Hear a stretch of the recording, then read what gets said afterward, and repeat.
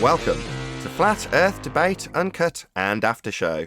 I'm your host Nathan Oakley, and if you are new to this channel, or you've not done so already, then be sure to subscribe, hit the bell notification icon and join button if you'd like to become a Nathan Oakley 1980 channel member and keep up to date with the Flat Earth Debate.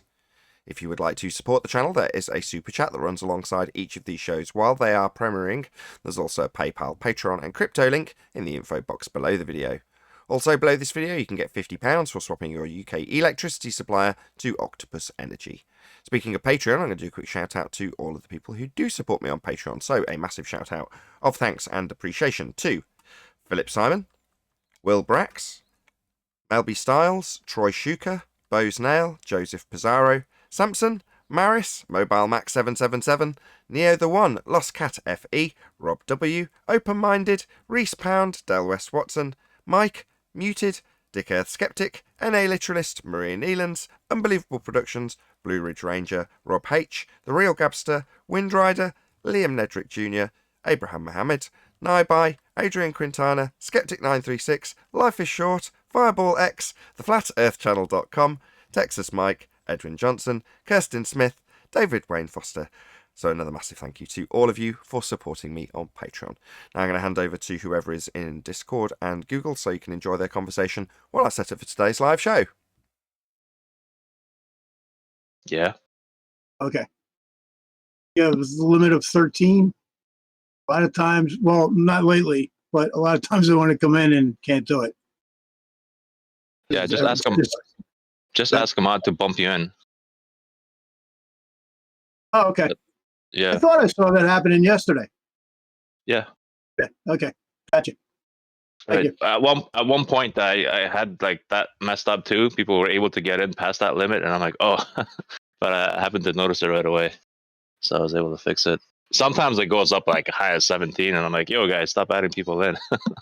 Yeah, it was there yesterday. Yeah, but yeah. It just happened that like mods were joining after it was like already like at 15, 16.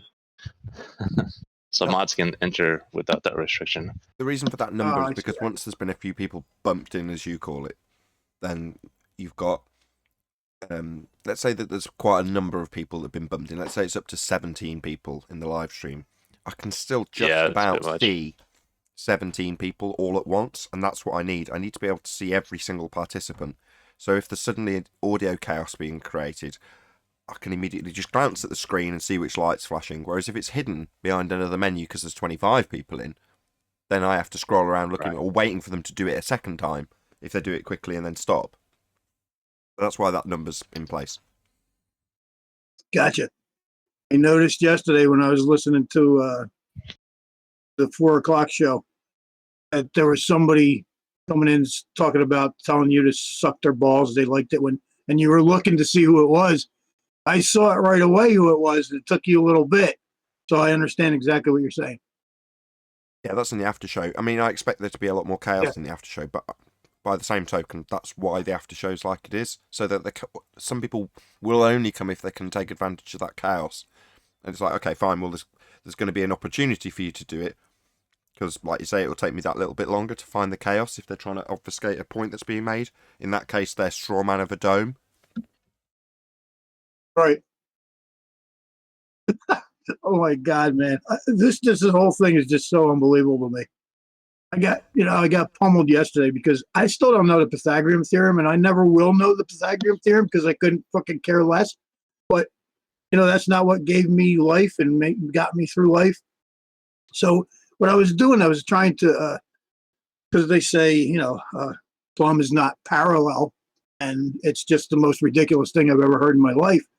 So I was trying to get an 1/8 mile building, right? So my math in my head, since 8 inches per mile squared, I took before that as an 1/8 of a mile would be an inch.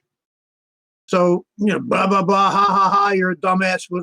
It's okay. So it's an 1/8 of an inch, supposedly, right? No, it's a squared function. You're following this. Go ahead. It doesn't work like that because it's a squaring function. See, this is what I started thinking. Like, how do you go back to an 1/8 inch at the 1/8 mile Because how do you go forward from there? Like an eighth inch squared is what? It doesn't work like that. You're squaring the distance. 8 inches per the mile squared.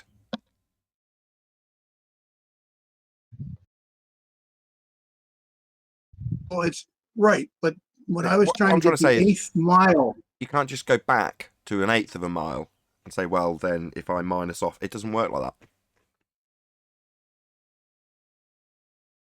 but you can go back to an eighth of a mile. What would be the measurement then? It's still the same measurement, It's 8 gotta- inches per mile squared. Okay, so then what? At an eighth of a mile, what would that measurement be? No, I'm eating a sandwich. Ask someone else, sorry. See, that's the thing, because when they said you'd be an eighth of an inch, and then they were saying it'd be 2 inches at one point. I'm thinking, wait a minute, I'm trying to figure out how they're doing this, because when you square an eighth of an inch, it's a 64th of an inch. It decreases. So how do you go forward from there? I don't get it. Regardless, I have the better. I didn't bring it up yet, but the transit. Are you familiar with the transit? Isn't this too early for like the pre-show? I mean, for me, it's still morning. I mean, I don't know. I wake up ready to go. That's how I am. I mean, I wake up ready to go too, but like, I don't know. There's like a certain kind of. I guess never mind. Well, I know after they made me feel stupid, which I really didn't, but since Rumpus called me stupid and extremely dumb, whatever the hell he said, I figured, let me just go fishing. That's what I did. And then I was sitting there. It's a baptism of fire, right? You don't know what you don't know in the debate. So there is a danger, and I'm not bragging, but if you watch the show and you hear some of the debate tactics used by their side, then pulled apart by our side, and then an argument presented that wins on our side, but is rumpus by their side, you might just hear it in a contemporaneous way and think, well, that's how I'd get on. Whereas there's going to be aspects that they try and catch you out on that you just don't know. And when they do, they descend into, you're an idiot, you don't know what you're talking about, and then they belittle you. And like you say, you just go, I want to go fishing now. But it's a baptism of fire. Yeah, I mean, I was thinking about it as I was fishing. And I'm thinking, wait a minute, I could have asked them, how do you do that math? How are you coming to these conclusions? Because if you're going forward from an eighth of an inch, you're actually going backwards trying to square it. See, that's something else that kind of doesn't make sense in math. Yeah, that's exactly where I'd go. Why are we discussing maths, number one? And if we are discussing maths, what's it applicable to? Why are we doing it? What's being done in physical terms? Well, I was trying to prove that plumb is parallel because I know it is. Yeah. It's part of the definition of plumb, isn't it? Yeah, but they say no. Yeah, they say no because they've got a globe belief. Well, I've used the transit before, and I know what you have to do to go through to set the thing up is almost horrifying, and normal people probably couldn't even set it up. It's because you have 4 little screws at the base, and you have to make this thing completely level, no matter where that point is when you turn it 360 degrees. It has to be level to shoot a plumb line or a level line. And those lines in that scope are straight. There's no curves. So I've shot pretty far with a transit, and then they all use, they use this for surveying. So I don't see how they're getting curves with things that shoot straight lines. Indeed. I mean, you're talking about the way we experience the world, and we experience it flat. We measure it flat. We deal with it flat. Now, when you explain that to a globe believer, they say no. Well, your plumb lines are actually pointing to the centre of a presupposed spherical Earth. So while it might look plumb from your position and will look plumb from the next position, they're actually not parallel. You go, what? How does that make any sense? How would that be successful in building anything ever? It wouldn't. Right. But they make the presupposition prior to doing any building and then move forward on a flat plane, don't they? Yes, they do. And so if you have a level line and you create a plumb line, it is a 90-degree angle. So how I see, I don't understand anything about how they serve it. It's all I'll tell you. All, when if you don't know, I'll tell through you. the air, I can tell you don't know, and I'm going to tell you. So when you've got what you've just described, so you've got a zenith going at 90 degrees, or you're describing it as a plumb line, fine, either or. Right. That plumb line is then presupposed to not be pointing straight down. It's pointing with reference to a geoid or whatever model that they want to reference it to in the first instance. So you're saying, I've got a straight line, I've got a weight on a string, and it's pointing down. Then you go to the model and say, where am I on Earth? Well, I'm in England, therefore it's actually pointing into the centre of the Earth at this angle if you have it as a North Pole centric map. Therefore, the angle is towards the centre of a presupposed spherical Earth. Then you draw out what they call a tangent plane, which is where you've got your 90 degrees to the plumb that you've dropped. Well, they've got 90 degrees to a line that points to the centre of a presupposed spherical Earth and a 90-degree angle to that zenith. Well, that still gives them a flat plane to work on. But before they've started working, they've got the 90-degree angle from a presupposed spherical Earth, and you're only referencing it versus a model, even though when you actually drop the plumb, it's still straight down for them, and it is for us. correct. It's that simple. And if you, and this, say, let's build a whole mile-long building. Forget the 1/8 inch, because I haven't a clue how to get to an 1/8 of it, a mile. So say it's a mile long, and you have 2 layers of cinder block up, which would be approximately 16 inches high. You should then be able to measure from the top of that block to the other side where it's a mile away, and that should be 8 inches different at that point already. Yeah, but it isn't. What you're now going to go through is describing how we build stuff on flat planes and see no curve, build on no curve, account for no curve, and other than presupposing that the plane is a tangent plane, because you've begged the question of a zenith to the centre of a presupposed spherical Earth, everything is done flat. No accounting for curvature never causes a problem, because it doesn't exist. That's correct. Every footing I've ever seen, it's all flat, level, straight. The cornerstones, I made it a point to tell you, when you're laying brick or block or stone or whatever, the cornerstone man is the most talented and important guy on the job, because he's laying those walls, those corners plumb, exactly perfectly plumb. If they're not, it's screwed. So there's a guy doing just the corners, or 2 guys or 3 guys, maybe 1 guy on each corner. However they work it, they're professionals, cornerstone layers. They're not just block layers. So when you take that measurement from the top to the bottom, they're exact and they're plumb, and it's on a level surface. Yeah. The world that we deal with is obviously observably and measurably flat.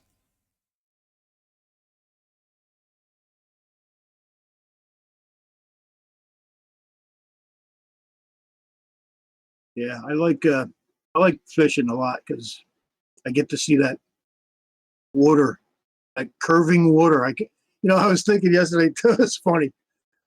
I'm like, man, because the dude literally wrote in the chat. Somebody wrote it. He said, "Man, how I don't even know how this guy's still alive." Like, wow. Like, I don't know the Pythagorean theorem. I'm just thinking, Jesus, what the? So I'm fishing. I'm thinking, I'm doing this all wrong. Instead of hooks and minnows, I need to bring the Pythagorean theorem because that would help me live better, right? I think most of these guys don't go outside. I've asked in a large group, but how many of you guys have ever been on the water?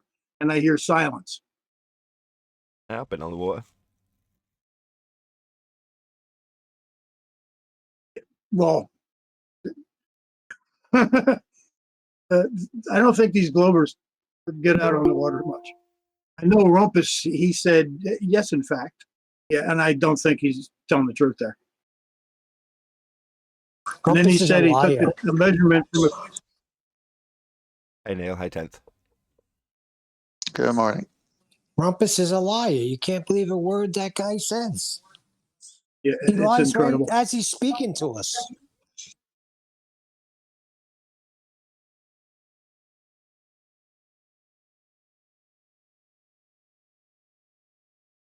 Yeah. It's What good did he that the lie weather's about this changing time? now.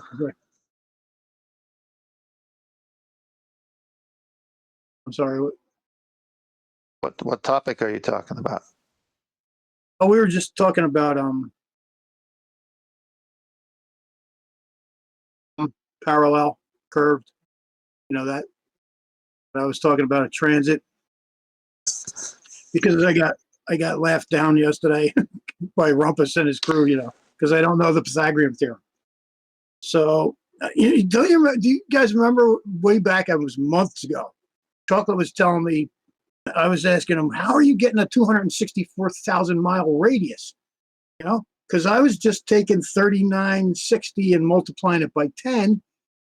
And when I came on here, I asked the question, and you're like, oh, no, that's the Pythagorean theorem. It's not that simple. It's not just multiplying by 10. So you think I would have looked into it, but I don't really care. They want to draw you into a mathematical-based argument all the time, because then they can make their abstractions and infer that that's what's happening in reality. Whereas I try and work the other way around. It's like, why are we looking at this maths? Where is it applicable? What are you measuring? Those things. So take it from the maths to the physics, basically. So I still don't know how an eighth of an inch or an eighth of a mile, you'd only have an eighth of an inch of curve.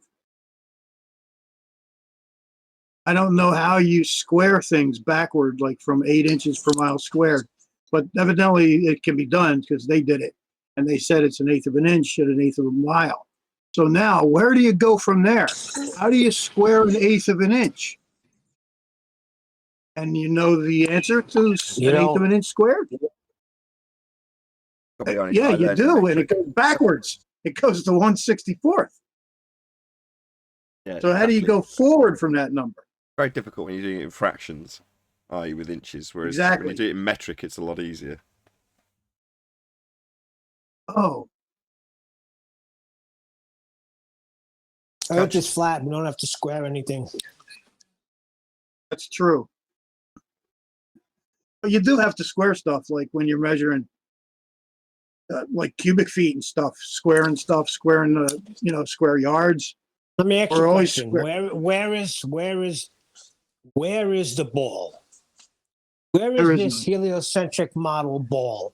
It's all in the math. Yeah, that's where they want to Just keep little. you.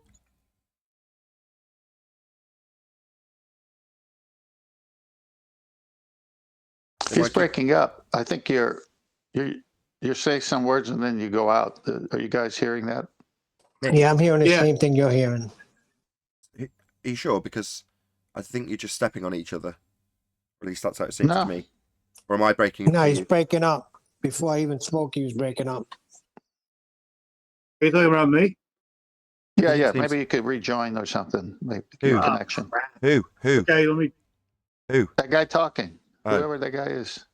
He's a little bit Harp. crackly, but it seems fine from my end. But fine. If you want to drop and rejoin, Harp. Harp. Okay, Harp is his name. I didn't want to harp on him, but It's starting early, yeah. it's everywhere. Just a that quick better? sound check. Go ahead. Please speak. Is that better? Am I good? Am I not breaking up? Am I breaking up? Oh, you're good. Good. Sound good to me. Sound good. That's good. Here, Thank your you. lunchbox. So they don't know what So Neil, parallel is you're a now? builder. So Harp, 1 second. So they don't know what parallel is now? You know the thing. It's not. Plumb is not parallel. Yeah, that's what I'm trying to figure out. So the ballers have to have their ball exist only in the math, and then when it comes to the math, they have to change the math and say level is curved. Yeah. They have to. So they don't have a If level straight kept line at going all. straight, they couldn't have a ball. So they don't have a straight line at all. No, we covered this just before you came in. So Yeah. drop a plumb, get a 90 degree.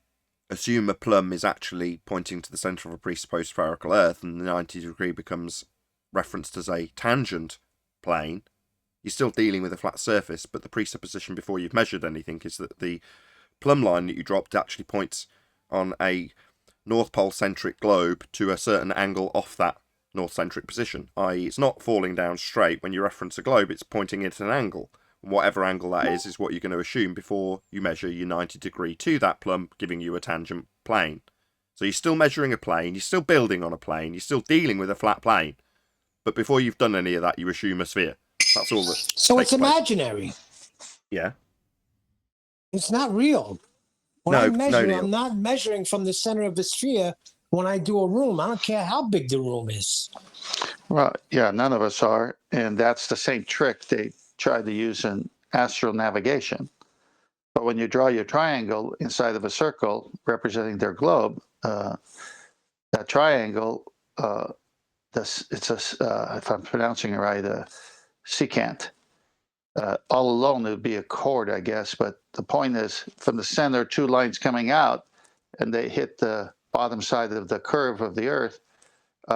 You can't get an angle, so they do a triangle. And you had a guy, a week ago, Nathan, come admit to it, because you can't get an angle from a curved surface. So it doesn't work. I mean, again, we're back to the sextant. The sextant can only work with two straight lines. Yeah. So they say on a ball, you can get a triangle that adds up to 270 degrees. you know, Yeah, and if you presuppose that the angles that you're taking are pointing to a presupposed centre of a presupposed spherical Earth, then yeah. That's because when they've taken a drop measurement for what they call a zenith, they've assumed a ball when they've done it. So yes, of course, because you've assumed a ball, you're going to get those bigger angles. And that's what they do assume when they take the measurements. That's correct. I remember one guy brought that to me. And then I brought that to you, Nathan, and then you explained it to me. How they start from the assumption that they're on a ball. Yeah, they always do it. Nathan, I'm going to find that picture and post it. I'll be back. Okay. really, like surveyors, don't they measure flat and then add a calculation with the presumption? No, the other way around. They start by assuming a Oh, ball. They start by measuring a zenith, which is assumed to point to the centre, and then the 90 degree you first described is the tangent plane to the zenith. But the zenith's pointing to the centre of a ball. So you've already got a ball assumed before you do the measurements, and then you do the measurements on a given area that they say, well, over this area, we just consider it flat. Well, consider it flat means it's flat. They're dealing with it and measuring it and building on it flat.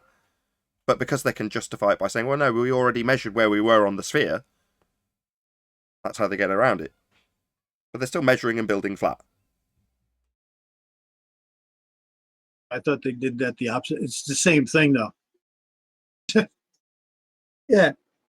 So they have to assume the ball first and measure flat after because it is flat. I thought they just measured flat and then put the numbers into a calculated number, and that's how they did it. So, I mean, it doesn't really even matter which way they do it. It's just wrong. You can't make a transit shoot curved lines. No. You can't do it. Now that they have these lasers, see, back in the day when I did shit, we didn't even have lasers. Now everything's so incredibly easy for guys, you know. But still, setting up the laser, you have four little. Let me see if I can put this picture in here. It's extremely difficult to set I up. use a laser when I do floors. I do use a laser. Yeah, I'm Problem talking about is, transit. the bigger it gets, the bigger the distance is. Like you lose the laser, it gets wider and wider. Right. I posted a picture of a transit in the live stream. I don't know who's willing or See that around picture? to grab it from live stream to put it in Discord, put it in Skype. Hey, Sleeping Warrior. Hey, Brian. Hey, Nathan. Hey, lads. So is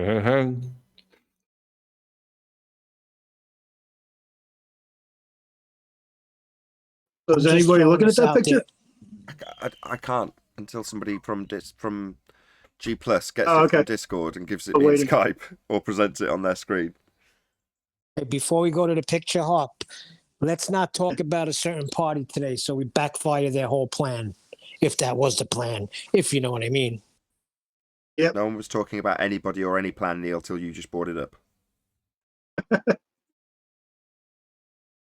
Good. I know it is. I know.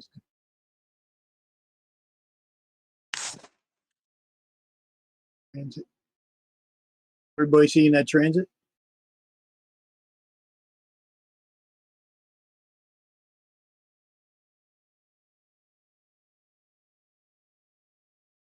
Tenth, you do that all that work on the sextant, right? Yeah, I've research on it. Have you ever compared that to transit?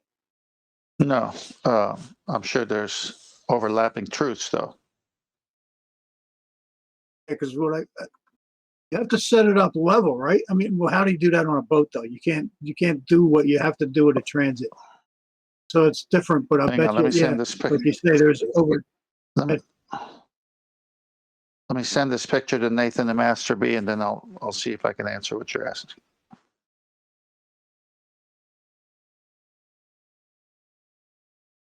Yeah, I think you already did when you said there's overlaying truths. I don't think they are the same. I know they're not the same, but they may have the same aspect. Well, the thing with the reason the sextant proves flat Earth and the black swan destroys globe Earth. It's very simple. When you're shooting a star that's 3, 4, 5,000, 6,000 miles away, it doesn't matter from where you are. You're at one part of the curve of the Earth on their model. Okay. And that star, say, 3,500 miles away. That star directly is over that part of the Earth, but it's on the curved part of the Earth in their model. That's called the geographical position of that star. When it's directly overhead, it's in the position. So if you're looking at a sphere, you're going to have an angle. That thing's coming in sideways, going to the center of the Earth. You're over here, and you're going to the center of the Earth. You're zenith, and that's zenith.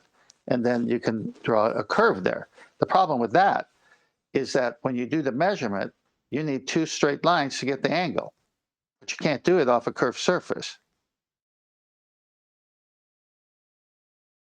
So Correct. it does. The sextant. See, all these refraction arguments cannot work with a sextant because, like I showed the other day, if you have a football pitch and it's foggy and you can only see 20 yards and you can't see the goal on the other end or the players on the other end, that doesn't mean the pitch curved away from you. It just means you can't see. So it's just like that. There is real world refraction, but that can't mess with sea level. Sea level is still sea level. And you need a straight line as your baseline, your zero line, which is the horizon. So even if you only see 100 foot of the sea level, and that's the horizon you set up your sextant to line up with, that doesn't mean anything further from there curved away. In fact, it can't, because the GP of the other star is hitting Earth's sea level somewhere else. And you need 2 straight lines for a sextant to work, because you can't get an angle without 2 straight lines. So sextant proves flat Earth. Sextant plows through refraction, real world refraction, because it doesn't affect it. I never hear ballers using a sextant. You might be onto something there. You know, You think? I'm getting an echo.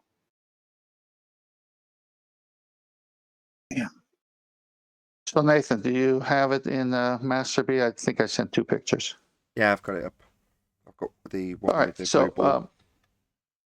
a tangent to a circle is a straight line that touches the circle at only one point. So you see, it's got an example there of what a tangent is and not a tangent. Well, you can't use a sextant without a tangent. It's pretty simple. A normal line is a straight line that is perpendicular to the tangent line, meaning at a right angle. Next one is a description of all the different things about a circle or sphere that someone could say. Circumference, chord, center, which would be obviously the center, the diameter, radius, secant. Oh, tangent. Where's the tangent? On the surface. What's that symbol? A right angle. Okay, the problem is, what if someone's over here on this side and you're over here? How are you going to get an angle? Sextant can't work on the globe, but sextant works because it's working on a flat surface. The ball is dead with that proof. It's done. If the refraction doesn't come into the argument, you can bring all the refraction you want. It won't hurt the sextant. This is what we were discussing prior to you coming 10th. So if you're going to be measuring a flat plane, but you're here in, I don't know, Indonesia, you're on the equator, and when you drop your plumb line here on a presupposed spherical Earth, it's pointing straight down, and they say it's pointing to the centre. But when referencing the model, and as I said earlier with the North Pole at the top, they're going to say, well, no, your plumb line is actually pointing to the left in reference to a sphere Earth. And that gives you your 90 degrees to the flat surface that they're actually going to work on. Now that's called in their vernacular, tangent plane. So they derive the 90 degree as described by Harp, by having a line to the centre of a presupposed spherical Earth, and then a tangent plane to work on. So they've already begged the question that they've got a centre of a presupposed spherical Earth, and then they've derived an angle which they could only achieve that way from that presupposition. Then they go forth and actually measure on the flat plane, which is the tangent plane they describe. In this case, in Indonesia, you're looking at the tangent plane suddenly being side onto a ball, as opposed to what you actually experience. But that is just done by way of presupposition. Nevertheless, all the measurements are going to be done flat. Correct. All the measurements are being done flat because you can't get an angle without a zero baseline, which is your horizon, and then the star wherever it's at, that's your angle, and then whatever your zenith is, which is directly from your head to your feet, not to the center of a presupposed globe. There's no such thing. Yeah, that's all they've got. And in every instance, every example, every claim to be proof, even when it involves measurements, will always start with the assumption that you're on a sphere. And this is no exception. You can't build cities on a sphere. It's impossible. It's ludicrous. Yeah, that's a better Don't word. you claim containment? I trimmed that out. That's going to go out tonight at 9:45 UK time. I've forgotten the title now. Just have a quick look. It's worth plugging it. It'll be out now by the time this gets broadcast. Do not understand what's going on when they don't get it. I've never said the word container. He even repeated it for you. He didn't say the word container because it wasn't in there. Called it the Globe Dome Strawman. That's the title of the video. But I trimmed out both Ed, a small chunk of Ed, much less than the other guy because he's new, with them both needing the strawman of Dome to take apart because they can't respond to the sky vacuum being fake. You talk about gas expanding in all directions. Yeah, that's what gas does. Well, it would expand into a vacuum. They go, well, you're implying that there's a container. No, that's your conclusion now. Are you going to back that? Well, no, that's your logical inference. I didn't make that inference, you did. And so it goes on, and they can't quite wrap their head around how I'm in a position to challenge them to prove a dome. They can't quite cope. Like, what? Why am I being challenged to prove a container? Well, because you used it in rebuttal. And if they say, well, no, I'm just demanding that you prove it because it's a logical inference after you proving the sky isn't a vacuum, well, then that's a straw man fallacy. So you're holding up a claim I haven't made rather than responding to the actual claim that space is fake because gas would fill it. Yeah, you need a dome to attack, don't you? You need me to be claiming one. And when I don't, what are you going to do? Claim one on my behalf? Yeah, I'll just make you justify your claim at that point. Or point out that it's a straw man if you don't. Let me say something.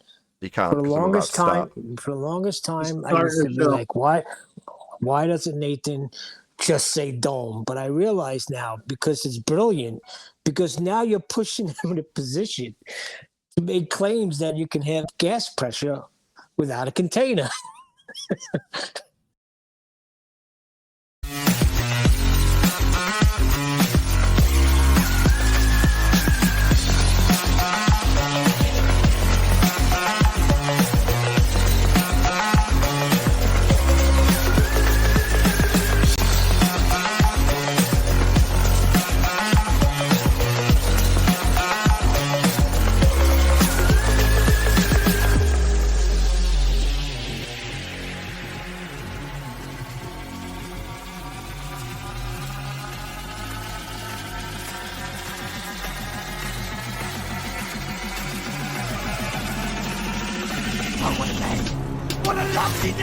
Welcome to Flat Earth Debate Live.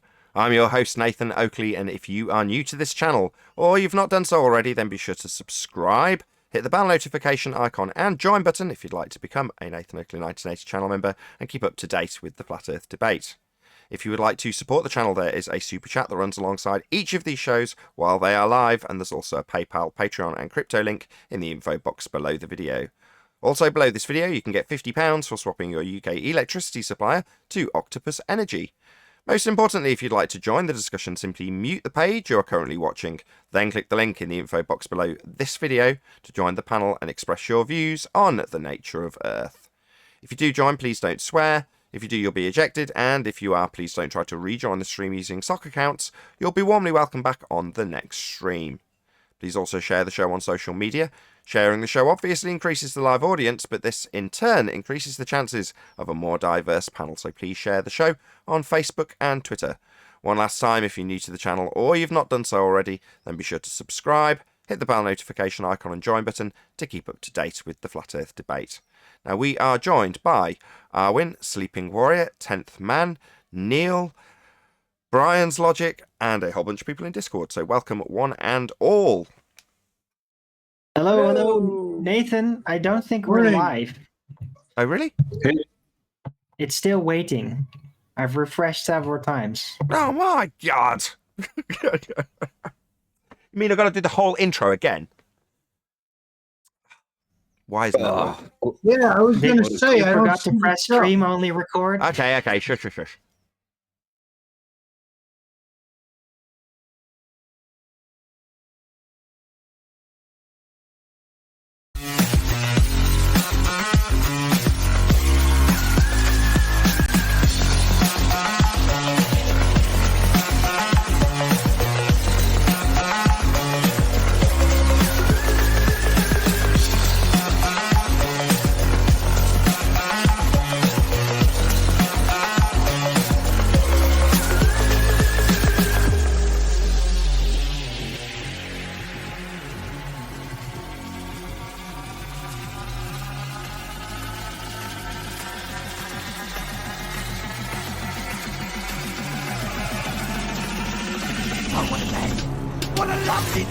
Welcome to Flat Earth Debate Live, finally.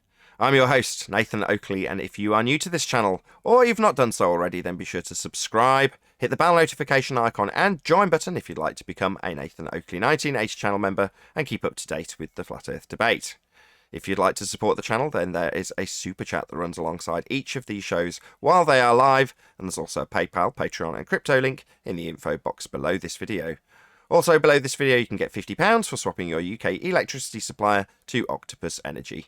Most importantly, if you'd like to join the discussion, simply mute the page you are currently watching, then click the link in the info box below this video to join the panel and express your views on the nature of Earth. If you do join, please don't swear. If you do, you'll be ejected, and if you are, please don't try to rejoin the stream using sock accounts. You'll be warmly welcome back on the next stream. Now, we are joined by 10th Man, Neil, Arwin, Brian's Logic, Sleeping Warrior, and a whole bunch of people in Discord. So welcome, one and all. Hello, hello. Hey, Hello everybody. again. Morning. Hooray, we're actually live this time. So for those of you who watched the pre-show, you've got 3 intros out of me, which is great. I'm sure you all love a show packed with intros. There we go. Any Nathan, evidence? You really don't read that? You have that off the top of your head every time? Yes, I'm a trained actor. I can remember a few lines without too much difficulty. Didn't have to script it though. I just made it up on the spot one day. Anyway, You got to change it as well. You can't say like, if you are rejected, do not rejoin on stock accounts, as you will be warmly welcome back. Nobody can. You can't be thingied anymore, can you? You can't be kicked or porn bombed or anything like that. You need a new line. no, I can. People from Discord still can get kicked out. I kick them to different rooms. I just don't ban them from Discord. I know what you're saying. You can't ban people. No, that's why they can come back the following day. But I do kick people out on very rare occasions. You know, when they just can't stop because they've been triggered so much that they can't stop interrupting the conclusion. But anyway, you can vouch for it, actually. Anthony was sat next to me yesterday while I was doing the show, so he saw me doing intros, outros. There's no scripts here. I'm sat in a chair that doesn't even have a desk.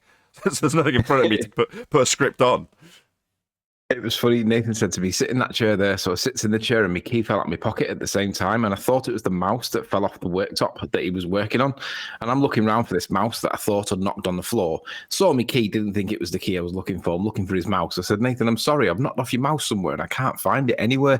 We're both looking for a mouse that didn't even exist. It was on the side. It's during a live show, I might add. It seems like a pointless story. So what, knocked a mouse over it while I'm showing him what the hot seat's like. So I'm like, here you go, the show's live, sit there, you can see what it's like. There's the buttons, there's the massive screens. I'm gonna go and make you a coffee. I come back and he's like, I've lost your mouse. I'm like, what, are you joking? I'm supposed to be running a live show. It hadn't even fallen off. It was my key that had fallen out of my pocket and it felt like it was the mouse. It was funny. That's funny.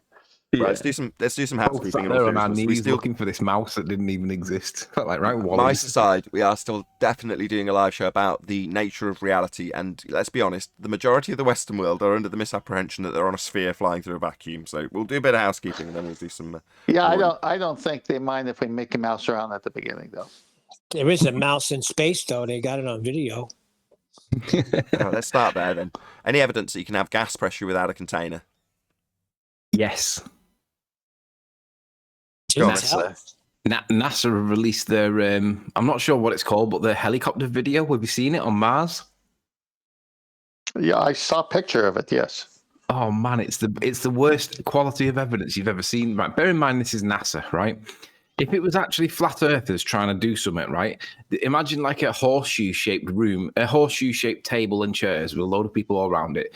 They're all watching a projector screen with a HD like imagery on it of this helicopter that's supposed to be on Mars.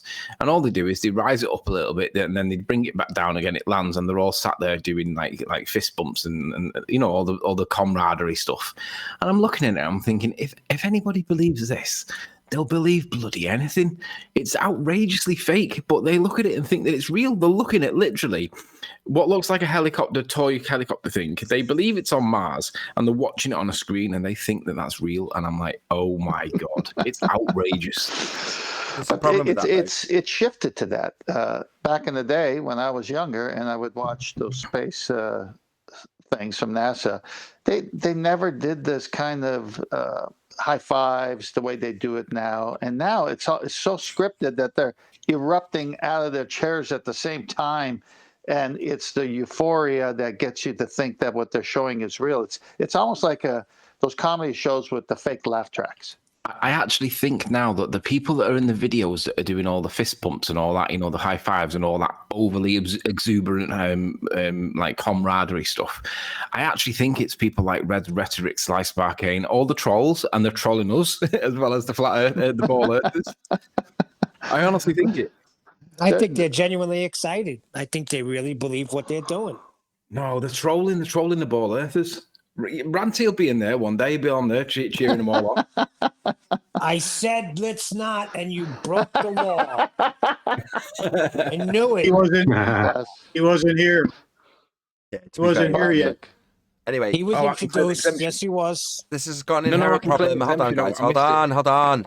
This has got an inherent problem, and I don't want it to go unaddressed. So, if you argue from the perspective that Anthony has now, don't get me wrong, we're all friends here and we all know the position, but obviously we've still got a live audience, hence I'm doing this.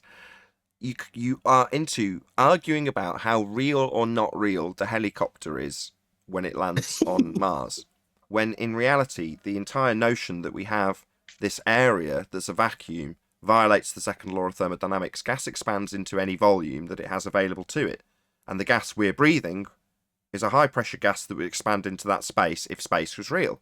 So therefore they're claiming to travel to Mars through a fake medium of a vacuum. Now the sky is not a vacuum because we'd all be dead. The gas we breathe would fill that space, and it doesn't. Therefore they're operating this claim in a fake place. That's the argument, as opposed to whether or not in a very low pressure environment after going through a vacuum you suddenly arrive at some pressure that's just hanging around. Yeah, nonsense. You misunderstood. Your question was, is there any evidence of gas pressure without a container? And I've cited that NASA has produced a video of a helicopter on Mars rising and falling, and that is in a vacuum. And that's gas pressure without a container, because Mars is not contained. You realise that that's a violation of the second law of thermodynamics, though. Yeah, but you do realise this is NASA's evidence, though, right? You're not going to be able to dismiss that flippantly. I can not I have a dismiss it question. flippantly. It's a violation of the second law of thermodynamics. No, it's NASA, man. It's NASA. You can't just say like, it's NASA. Are you trying to say that they're lying? Yes, that's definitely what I'm saying. NASA are lying. They claim to lie. I have a question. I have a question. What was actually Dude, Truth be told, can you pop yourself on mute? I have a question. What was actually filming the helicopter from Sidon? Anybody ask themselves that? Hold on. So we're going to discuss how they acquired the footage from Narnia, the fake place called space that violates the second law of thermodynamics, would all be dead if it existed. We're going to discuss how they got the photography from the fake place that doesn't exist. Let's discuss how the gas lamp in Narnia works with time dilation. I agree with Nathan. No, not how. I'm just wondering what is actually supposed to be filming it. It's in a fake place. Who cares? Yes, and in this fake place, what was actually supposed to be filming it? Any ballers want to answer how, in a second law of thermodynamics violation sky vacuum that doesn't exist, how they're filming? They're not.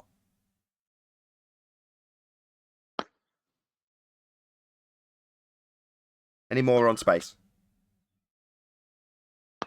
What was filming it?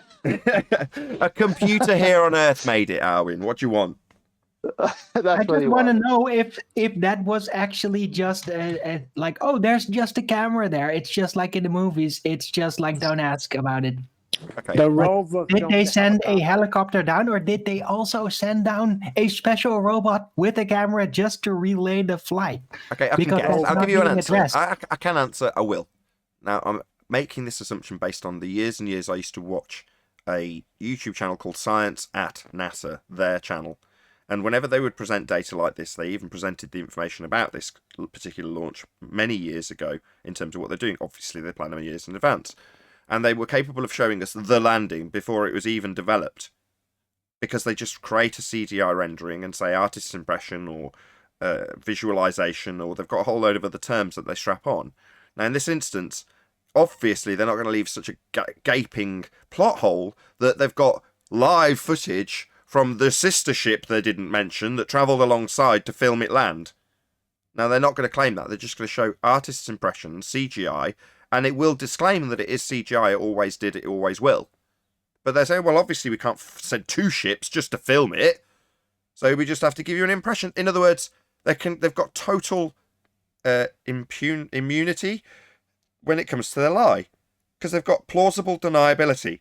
No, we can't film it, you, but how would we do that unless we sent 2 ships? That's just an absurd waste of money. Here's an artist's impression. And here's the footage from the camera, first person, in crapovision. So they're making shit So up. they say it's an artist impression. It's not actually footage. That's correct. Ah, okay. Well, there you go. Then that's an answer. It's Yeah, just a parlor trick. Yeah, it used to leave me with an incredibly hollow feeling prior to Flat Earth. So it was one of the things I used to do to send me to sleep, I've got to be honest. But before I go to sleep, I'll watch a bit of science at NASA. And you'd be, like I was a globehead at the time, I was interested in this stuff. And you'd be like, full of wonderment, while the person in the office told you about what they were going to do, or had done, and then they showed you with artist impressions. Now, don't get me wrong, I knew that they couldn't potentially show that. Obviously, like I say, they didn't leave a glaring plot hole. But by the same token, you still have the same empty, hollow feeling that they hadn't showed you a damn thing, because they hadn't. But they had a reason not to. All right. Well, it would also explain why that bug flew away as soon as the helicopter started jumping. They're not Right? on Mars. Because it's just an artist impression. So now it doesn't matter anymore because it's literally somebody just trying to enact the idea of what it looks like in their back garden. There is a spin-off point from this, though, because it said on the radio when I heard it being announced, it said that NASA have set another Guinness World Record for providing the first powered flight on an extraterrestrial planet, or words to that effect. And I thought, aren't Guinness World Book of Records, aren't they meant to validate and verify claims like this? That's a good point. point. Would they actually do that? That's a good point. You might want to inquire. I know that, for example, you get the Hennessy, I think it was, that did a speed run, and it wasn't validated by Guinness, so it didn't stand, and they had to look into how it was done, and there were some errors in the footage, and they had to run it again, and all these things. And Guinness wouldn't look at it in the slightest, because it didn't have their stamp of approval, all of their verified people there to check all the timings, check all the equipment, and validate it. Yet when it comes to NASA, oh, well, yeah, they've done it. So we need somebody on our side to troll Guinness World Records and find out how they validated and verified that this did take place. That'd be a really interesting video. Mark Sargent, if you're listening. Yeah, if someone wants to get in touch with Guinness and say, hi, we're quite interested in how this occurred given that it violates the second law of thermodynamics, but also how did you verify it regardless of their claim being in violation of a natural law? How did you verify this? And then we could claim a debunk, because if they removed it because it wasn't validated, it wasn't verifiable, then we could actually then legitimately claim that we've debunked Guinness World Book of Records. No, we haven't, not Guinness. If Guinness were reasonable enough to say, you're right, we haven't actually validated this, like we would stringently do with absolutely anything else we put in our book, so we'll take it out. We'd say, yeah, what we have proven is that you cannot prove your claims of space. Now, I already know that it stands in violation of natural law. That's why it'd be the first thing I opened with. You realise you're validating something that violates natural law, right? I'm going to try and get the exact wording that I heard on it. It was something along them lines. I'm going to see if I can find out. Yeah, it says NASA's Mars helicopter in first powered flight. It's something to do with that. We need to get Mark Sargent on the task. He's up for stuff like this. I just want to say that Arwen needs to take it easy on NASA because they're just working out the bugs on the fly. Look, I'd say it one more time because I opened it with Anthony, right? The idea is that if you've got a terrible CGI NASA rendering or a terrible claim from NASA or a spaceman in a car going through, it doesn't matter what. The idea is that we will argue about how real or fake the footage taken in a place that doesn't exist is. Now, we're not going to argue about the place that doesn't exist. We're just going to argue about how real or fake the footage is. So when I first came to this subject, there was a ton, and still is, of NASA debunkers. Now, I'm not decrying what they do. More power to you. Some of the stuff is incredibly amusing. However, that's the idea. Let's argue about whether or not it's fake or real. I'm now going to ask Anthony to go through his story about the ISS. and his encounter with Red Rhetoric in the first instance. Now, Anthony, I'll preface this, wasn't arguing about whether or not it's capable to have a vessel with men in a fake place. He argued about whether or not it was capable to get the imagery, right, Anthony, of the ISS?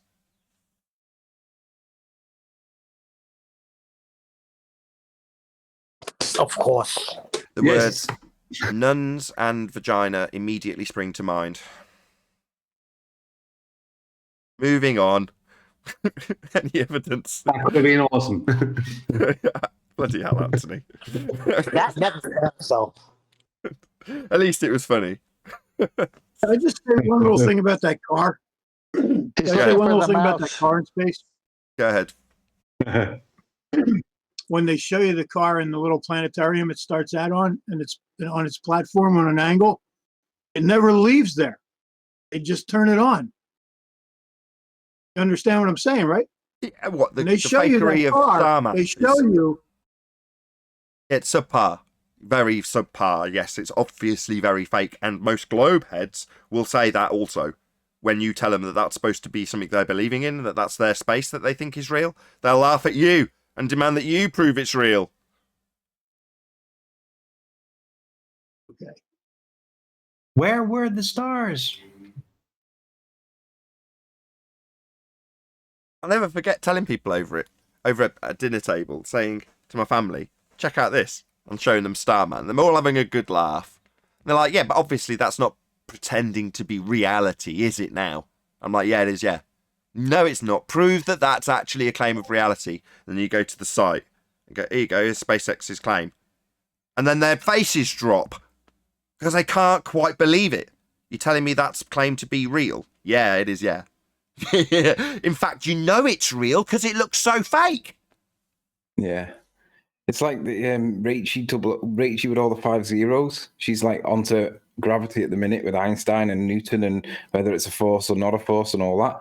And she's realized, she's worked it out, right? She's worked out that if you realize that gravity is not a force and you apply Einsteinian, which says that it's not a force, it's the effect of the curvature of space-time, it corners the ball earthers into arguing that the Earth accelerates up. Well, that makes them the flat earther that they decry us for being, right? Because we don't even say that the Earth accelerates up at 9.8 meters per second, but they end up arguing it. Rachel's just realized it, and she's like, now I get it. She's bouncing at the minute. She's loving it. It's great watching the likes of Sean Hawkins and all the drongos going onto her channel, jumping up and down, saying how, it's just glorious. So you're right. When they're forced into arguing their actual science, which they pinned on us ages ago with the Flat Earth Society, but it's actually their science that they're misrepresenting as ours. It's brilliant watching them just trip over their own feet. It's fantastic. Yeah. She's got Mark Sargent's attention. What's happening with Rachie there is the past couple of 2 videos have been about Einstein, and the last one was about how she was showing how Einstein's claim that motion is only relative to the observer is a little rubbish. That it doesn't matter whether there's a background or not a background. Something is in motion, it's in motion. And all the ballers are in there, and they're all Einstein experts. And It's like all she has to do, and I've been 1 or 2 comments with her, all she has to do is, and I'm sure she will, she doesn't need my help on this, or anything like that. And I don't mean it that way. But she just, like all these Einstein experts, all you have to do is, okay, if you're pro Einstein, then it's gravity is not a force. Yep. Because all the fellas. But the problem with that, of course, which she's now learning, is all that the guys who are in our chat. 1 second. All the guys who are in our chat, who are trying to argue with her about Einstein, all claim gravity is a force. So if they're going to argue about Einstein and try and argue against her with Einstein, then they have to just accept it's an effect. Sorry, go on. They also have to accept that Earth's accelerating up at 9.8 meters per second because that's what Einstein says, right? Now, this is not our position. That's Einstein's position that they've got to adopt if they start arguing in favor of Einstein. Because if they accept that gravity is not a force and it's an effect, then they're applying Einstein, but that means that the Earth's accelerating up. So now Rachel's realised that. She sat there going, I get it. So it's like a double bluff. So they pin that argument that they don't like because it doesn't support their narrative. They pin that on us to make it look like we're stupid. And that's like, it's the same when Nathan points out that the dirty little secret that they get out, the thing that they protect the most, the assumption of R or the drop rate and all that where's the edge?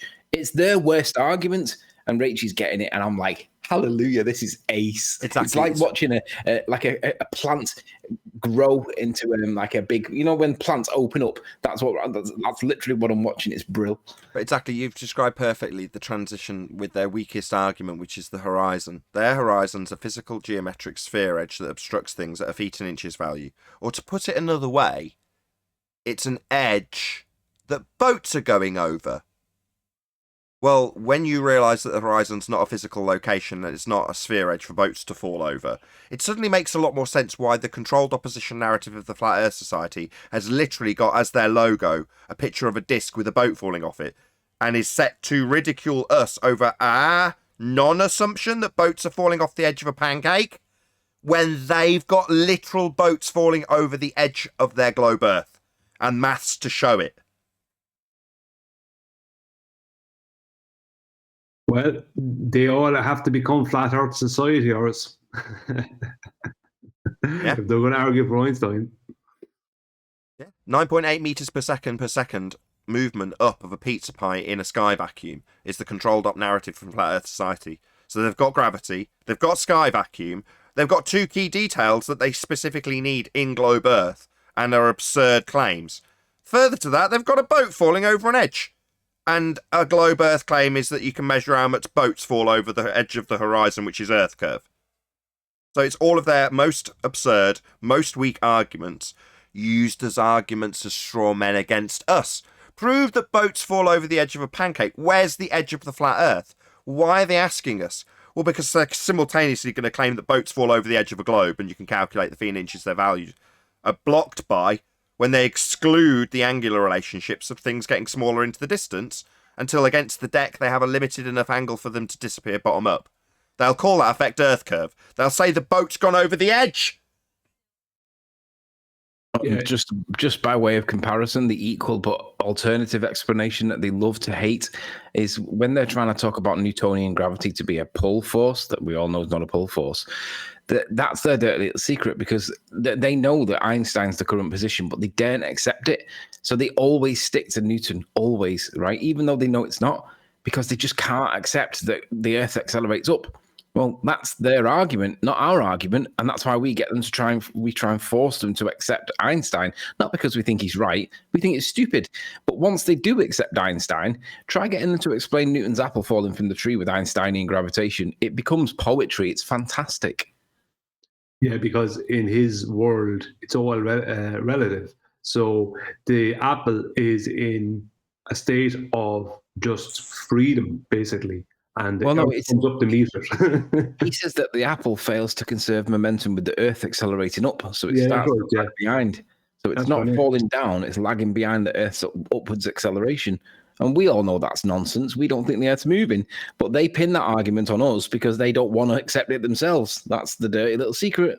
Yeah, much better to get us to defend the upward acceleration of a pancake in a sky vacuum as per the Flat Earth Society narrative than defend their Einsteinian assumptions of pseudo-Ramonian force-based conceptions that have been reified into the world we don't live in, i.e. a four-dimensional world.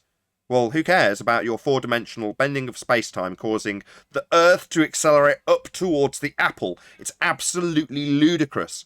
Now, when we say it, it sounds it. But they would prefer that we're defending why that happens on our flat Earth model we don't hold up. Their straw man they've created to destroy. Just a quick shout out to Godzilla, who says, "Round here, an honest glober will not be a glober for long. It's really amazing how few of us can be honest with ourselves." Thank you very much for the super chat, Godzilla. And can I just, while Nathan's screen sharing, Brian, can I just point out that if the Earth is accelerating upwards at 9.8 meters per second, that debunks the globe. Because if England is accelerating upwards at 9.8 meters per second, but so is Australia, how does that work on a sphere? Because obviously it doesn't, does it? Because the Earth's not continuously getting bigger and bigger and bigger. So that debunks the globe. It might be possible on a flat plane, but it's definitely not possible on a sphere, assuming that that is the true position. Yeah, just for a moment, I just want to point out some stuff here to do with this current situation. Just the argument, not the people involved. Okay, this is the photograph at present that everyone's arguing over, and this is in line with what we're talking about. Okay, now the argument here, there's some details about it or whatever, right? If you can see here, they have 3 triangles drawn here. So they're doing everything, calculating distances and heights and all the rest of it, and angular sizes using triangles. Hang on, please. Hang on, right? But in their model, there is none of that. Correct. It's all Earth curve. There is no angular size change. There is no perspective. All that is hijacked. As Nathan, you very clearly defined many years ago, it's all hijacked of perspective. So all this stuff means absolutely nothing. They can't use triangles, right angle triangles on their globe. It doesn't work because they don't have a flat surface on the bottom of the triangle. And they can't use perspective because it's not part of their model. I need to ask, put them triangles back on screen and tell me who's done these, where have these come from? I'm not sure. This is from probably Cats or one of them. I have to. I don't know, but I know that they're all based around actual sizes. Not. Why is he not applying 7/6R? Because that's their calculations for their model. Yeah.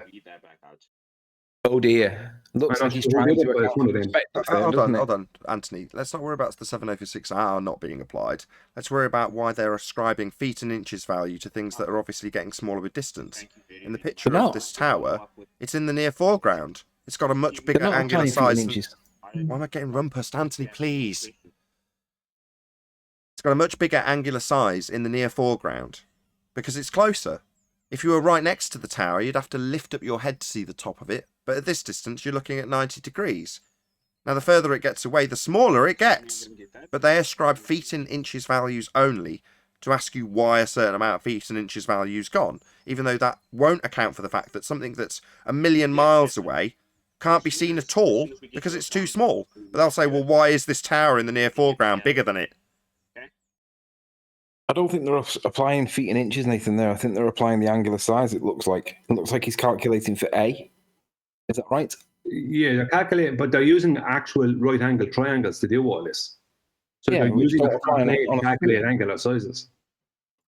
You can't, because first of all, line B would be curved. And secondly, what they don't accommodate for is they assume that the angle ACB is 90 degrees, where if you travel with 50 miles, you've got 50 times 0.014 to add on to that 90 degrees. Exactly. It's all rubbish maths. Fine on a flat Earth, but, none of this even fits into their model, the maths. I was going to suggest that... Hang on, Anthony. Hey, Nathan, someone's mic is open. I'm hearing someone talking while everyone's talking. Go ahead, Anthony.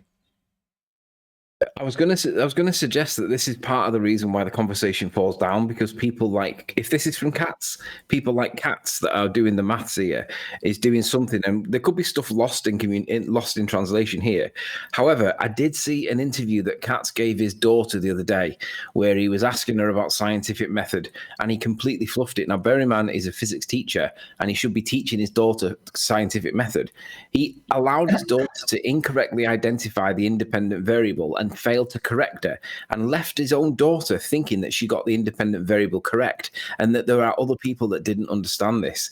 And she waltzed off into the night as though it was like she's got it sorted. She's an intelligent ball earther kind of thing. She was being encouraged to ridicule people that realized that what she was doing was wrong. She didn't even realize that she got the independent variable wrong.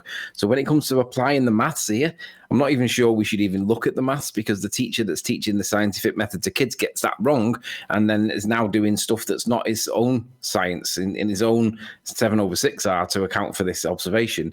I'm not really sure that Cats will be the right guy to explain the maths here. Well, if they're saying, hold on. And they accuse us of, what? Sorry, you're saying they are using angular sizes because they can't use angular sizes in their mathematics. It looks like he is doing. It looks like he's calculating for A there. It looks like he's got angle A, angle B, back calculate into globe maths because you cannot use angular sizes in globe maths. Maybe he's trying to argue this on a flat plane then. Yeah, I think what they're trying to do is what they're basically doing is they're trying to use the angular sizes against each other, as in the tower's angular size is way bigger than the angular size of the mountains, something bizarre like that. And they're just claiming a globe without any actual evidence of a globe. It's just a claim of a globe. You see, when they're doing calculations of the angular size of the tower compared to the angular size of the mountains in the background, they're assuming no atmosphere. But when they do the 7/6R, the atmosphere becomes their infinitely variable correction for anything that doesn't support their model. But when they're calculating it for us, they just completely forget about that argument. Well, that works both ways, guys. If you're going to use the infinitely variable refraction, we can use the same thing too. Hold on. Where is the calculations for the globe Earth in this? That's what we've been trying to point out, Nathan. There is none. The only ones that are there is up here, Nathan, where they're giving an eyesight level distance to the object, which here on this one would be Blackpool Tower is 12.2 miles. And distance to the horizon, that'd be their geometric horizon, be 5.35 miles. Now, I'm not sure if that's the geometric with refraction or not, with 7/6R added or not, but that's what they have there. And they have the same down here with distance to the mountain, which is 50.6 miles. The mountains are 50 miles. Hang on a sec. I'm still unclear. Hold on, Anthony. The distance to the horizon. Still unclear.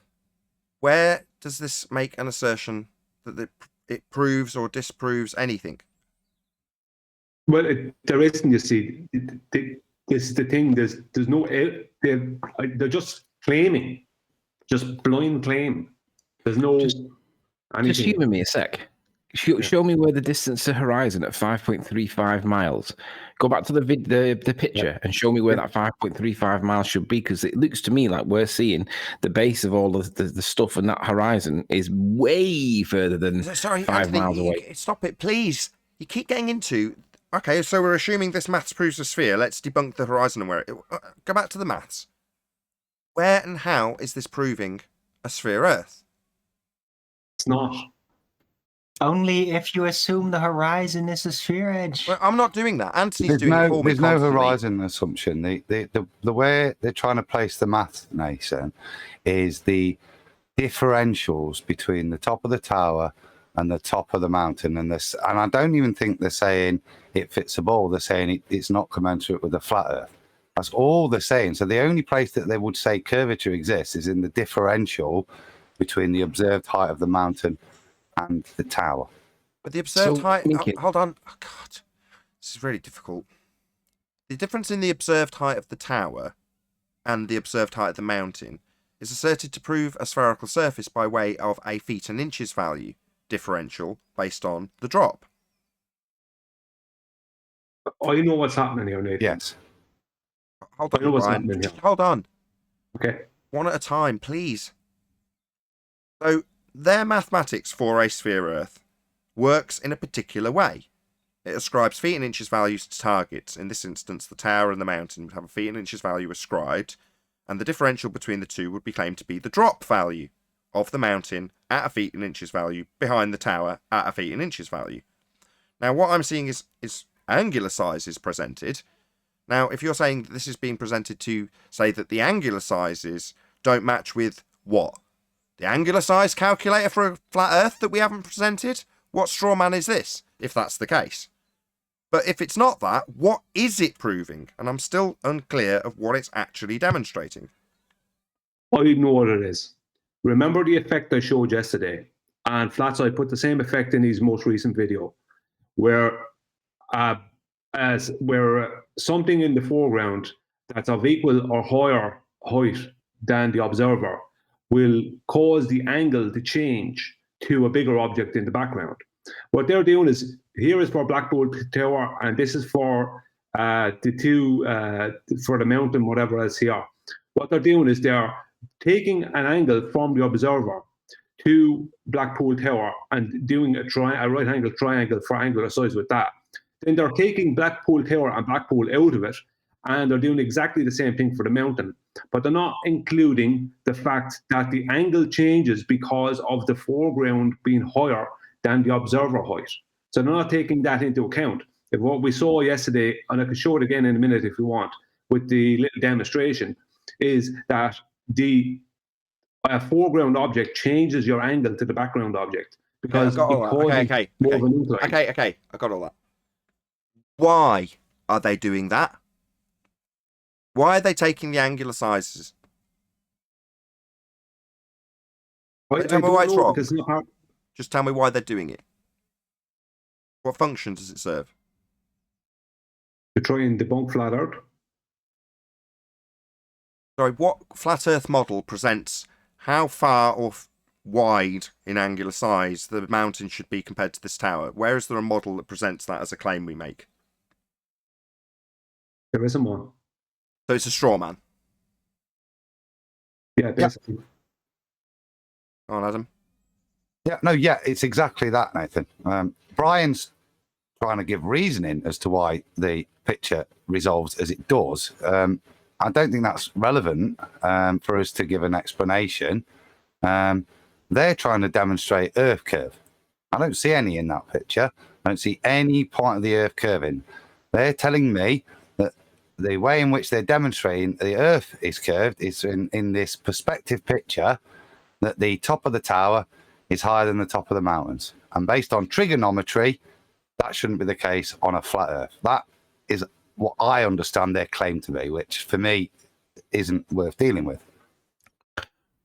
I just want to point something out here. It looks like the distance to the tower is 12.2 miles, and the distance to the mountains is 50. I remember a certain observation from basically the puddle on a beach, and it was like about less than 10 centimeters above the actual water level. From it was somewhere in Blackpool to Barrow, and you could see the town hall in Barrow, and I think that was about 12 miles. It might have even been 19 miles. I forget the distance, but there was zero curvature.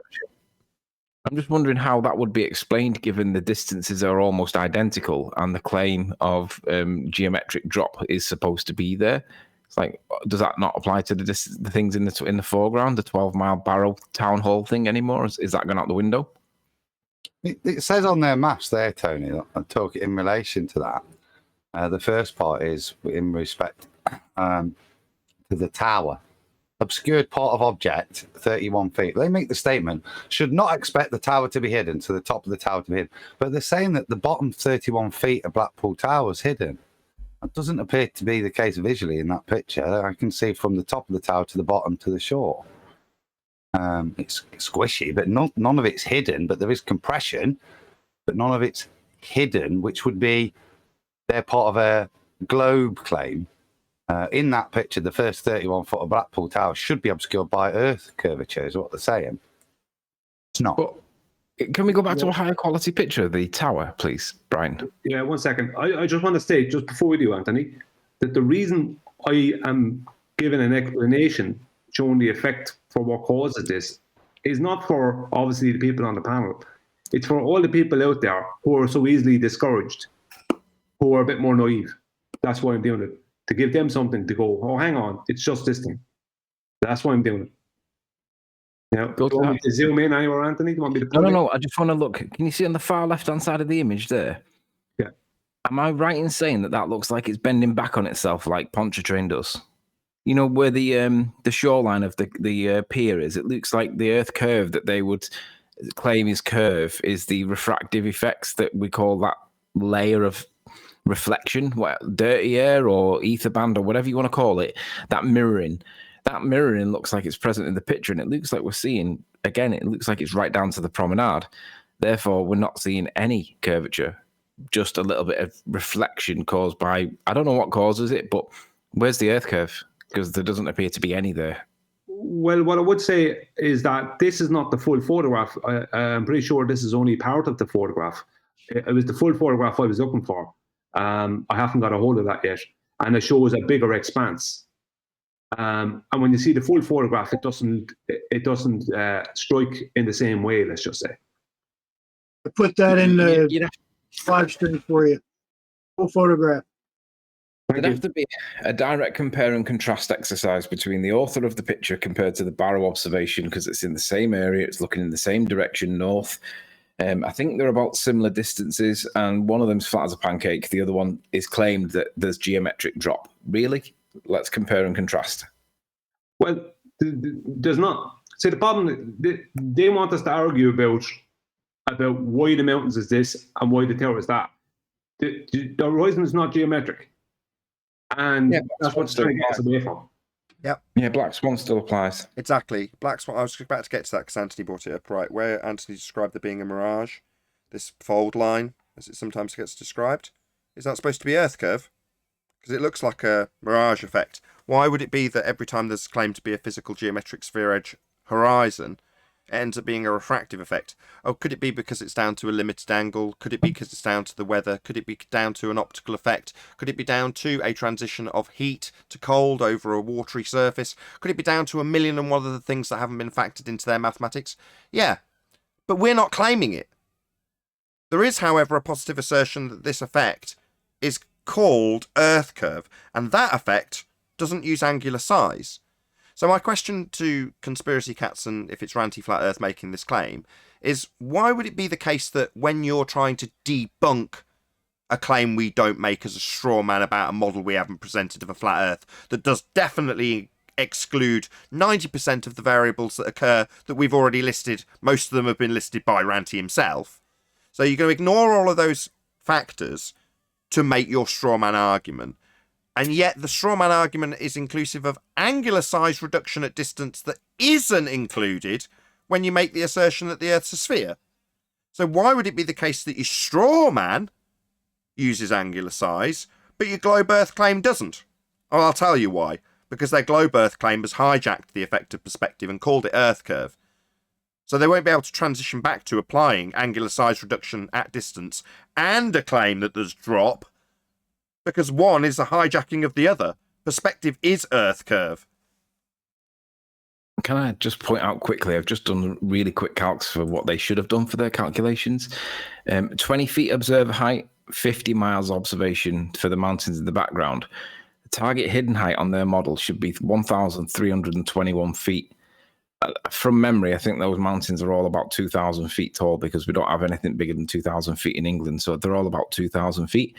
1,300 feet of the mountains should be below the Earth geometric curve, right?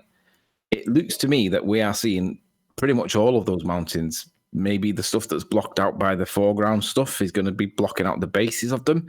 But where's the geometric drop that is being claimed when it's supposed to be obscured by, well, more than half of it? It seems to me like we're seeing all of it. If you could see the full photograph that was dropped into Discord there a couple of minutes ago, if someone could get the full photograph and post it into Master B or maybe Nathan could share it, we'd see more of it. Anthony's gone back to making the assertion in terms of where the geometric drop would be, but he's said the feet and inches value of the mountain's about 2,000. And yet, when debunking a straw man, the globe earthers are more than content to describe it with an angular size, getting smaller with distance, but no reference to a geometric drop. Well, no, because we're talking about your claim that uses... what? What claim on what model is making this assertion that ignores all other effects that have been detailed over the course of about 6 years? Yeah, the great big long list of things we say causes shit to shrink, get too small to see, or be obscured from bottom up, or obscured altogether, depending on the weather conditions. That great big list is what you are now strawmanning us with, bearing in mind that your list only has Earth curve in it. And your Earth curve comes with a feet and inches value that won't change with distance. So let's see if you've now conceded, by way of conspiracy cats, that angular size is relevant. Shit shrinks, right? Hashtag shit shrinks. So if you're going to calculate it for a straw man against us, let's see you calculate it in Earth curve mathematics. See how far it goes out of whack when you start accounting for the fact that things get smaller with distance. They don't stay at 2,000 feet. Yeah? They do in your whole number mathematics that excludes perspective, but in reality the angular size that you're trying to debunk as a claim we don't make gets smaller. Why is that excluded from Earth curve mathematics then, cats? Why is it suddenly not your feet and inches values used when you're debunking a straw man? You're going to be transitioning back to them when you claim the Earth's a sphere again.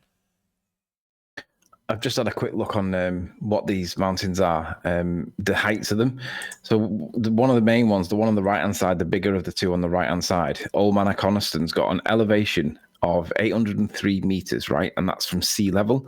But its prominence height, which is the height on the land it sits, which is what we see, is 416 meters, right? 416 meters is 1,364 feet. According to the Earth curve calculator, the prominence it should be completely gone by Earth curve. I mean, I've only done these really brief now, quick off the tip of my tongue kind of thing, but it appears based on what they're showing there that none of the mountains should be even visible based on the distances, the amount of geometric drop. None of them should be seen. That is correct. It's only a bit rough, but we can check this later. But the 50 miles to that mountain, and the one on the right hand side is Old Man of Coniston. That's got an elevation height of 803 meters. That's from sea level. We can't see the sea level because whether it's flat or bald, you can't see that. You can only see the prominence. So the prominence is the bit that we're supposed to be seeing, right? 416 meters. Now, even if you go with 803 meters, let's just do that into conversion. 803 meters. It's 2,600 feet, and that's down to sea level. 2,600 and 1,600 of it's hidden. There should only be 1,000 feet of it. Again, we're seeing way more than that. This is actually a flat Earth proof, guys, not a ball Earth proof. None of that mountain should be seen, as far as I can tell. That's what I said yesterday. It's another black swan. It's not a white swan. Oh dear! Stick that in your pipe and smoke it, conspiracy cats. Any more to add on this, everybody? The last thing I'd say about it. Sorry, I'll go after you. Is that the same person? Baldy cats and conspiracy cats, are they the same person? Yes. Yeah. Gotcha. The last thing I'd say on this is it's just another pathetic attempt at some kind of cloak and dagger stuff from the ballers. That is actually a flat out proof, as every photograph is. It's just a case of them using pathetic tactics and coming up with nonsense about angular size and all the rest of it. And it's just basically what they do is they just make a claim of it has to be a globe then. Because when we calculated the angular sizes singularly of all these things and didn't add in particular effects that would change the angle of view, all these kind of things, we can then postulate that it's a globe. That's all that's going on there. Seems like they have to explain photographs, and we don't. We see it, it's there. They have to explain them. Tony? Yes, sir. Just a quickie. Just looking at that maths again, you just triggered me. I just went to Metabunk, took in the figures, looked at the geometric hidden, the geometric drop. Okay, so from 50 miles at 19 feet, then the geometric drop, so the bottom of the mountain will be geometrically 1,707 feet below the base of the observer's feet, apparently. So that means the height of the mountain is 2,600. So that means you start doing your angular size reduction at distance on a ball using their model on 900 feet. Because that's all sticking out before you do your angular size. So it is a great flat Earth proof. Exactly correct, Adam. So as soon as you start throwing in the angular size reduction at distance to the ball Earth maths, suddenly it's massively out of whack. And what we're actually illustrating is depending on how you... This is why maths doesn't prove anything, because depending on how you do the maths and how you present your arguments, it's a sleight of hand. You can literally change a positive to a negative or a 6 to an 8, and people don't notice it because it's presented in a way that sounds plausible, but it's sleight of hand. They always fudge it in the maths. Always. Cool. What they're not doing is setting it up on a ball first so that the relative heights are represented on the ball, and how that then plays out so that the mountain, even though it's 2,000 foot high, the mountain, from where the observer is on a ball, you can only see the top 900 foot of it. And it's that that's going to then be subject to your calculation with your straight bottom line, with your mountain angling away slightly. So there's a slight reduction further there mathematically, but it's that 900 foot that you apply then at 50 miles for what your angular size should be on a ball. And you could take the mountains themselves. There's one over the left there where you would probably be able to, if you really wanted to get specific about it, you could probably be able to point out 900 foot of the mountain, and you would find out that only comes down part of from the top down a little bit of the way. So, it's the claim that Ranty's making, or Cats, or whoever, is the claim that the mountain is too low for the height of the tower? Is that what they're saying? The relative height of the mountains compared to the relative height of the tower? Yeah. So this then brings into another issue, because like all this math so far are not really taking into account the effects of refraction that they always argue, which is the infinitely variable amount that always makes it back to a sphere because they just slide it up a little bit more. But we know that when those mountains at 2,600 feet or whatever, when them light rays are coming from the tops of them mountains into the camera's lens, it's going down into a density gradient, right? And we know that when light goes down into a density gradient, it does curve, right? It's not parallel, it's not horizontal light there that's going through an infinitely variable thing. It is going to be curving down because it's going into a more dense medium from that angle. It is going to start distorting and it's going to curve it down. The observer would appear to see the mountains lower than what they actually are. I think Ranty calls it compression. That you are going to see those things squashed anyway. So they're not actual observations of actual mountains. They're apparent observations of apparent mountains because the light coming into your eye is being subjected to the effects of the atmosphere that we're looking through. So all of the maths that we're just talking about doesn't even consider the effects of the air that we're looking through. It's just all assumed. I wonder, I'll tell you what's interesting there. I wonder whether see where the ice blast is, the toothpick in the middle. That mountain that's behind it, the one that's in the very, very distance. I wonder what that mountain is, because got a feeling that's even further back, because that looks like it's the furthest one back of all of them. Could probably work out which one that is without a bit of research, but I reckon that looks significantly further back than the other two. In fact, I'm going to find it out now. I'll be back in 2 minutes. Why get them to do it? It's their claim. You know, tell us all of the effects that they took into account. We'll dig out the list that Tim Osman presented once with all of the things that Ranty on the whole went out and found out are effects that happen in nature that need to be accounted for, and see if they've accounted for all of them. And if they haven't, go and account for them. Do you remember when we were doing this crap and we were putting the pictures up, and every time we put it up they told us it wasn't good enough, they hadn't calculated for this, they hadn't calculated for that, they hadn't got enough information? Well, now it's our turn. I'm not going to go and calculate a damn thing. Tell us all of the atmospheric conditions that were taken into consideration in the day. Tell us how you've calculated for the reduction in the angle versus the deck, and included the effects that we've shown and Ranty's shown of things getting too small to see at that deck level. Make sure that's all included in your angular calculations. I've just been on the maps and Google Earth, and it's actually 400 foot this observer height from what I can see. Exactly. Have we had absolute stone cold proof of the observation position? Because we're going to need it measured with a tape measure. Yeah. Nathan, read out the super cat. Hold on, Arwin. Hold on. Is someone getting this down from the globe side? Remember when the tables returned and we were there with tape measures? Ranty was there too. Yes, so Ranty understands the standards that have been set here. You set them, didn't you, fundies? Now you're going to be adhering to them. So you better get your wellies on, cats, because you're going to need a tape measure. You're going to get a lot more data about this image. We've got a lot of problems with the amount of information you presented when you claim your little straw man. Meanwhile, your feet and inches value that will be ascribed to this picture absolutely ruins the claim that you're on a globe.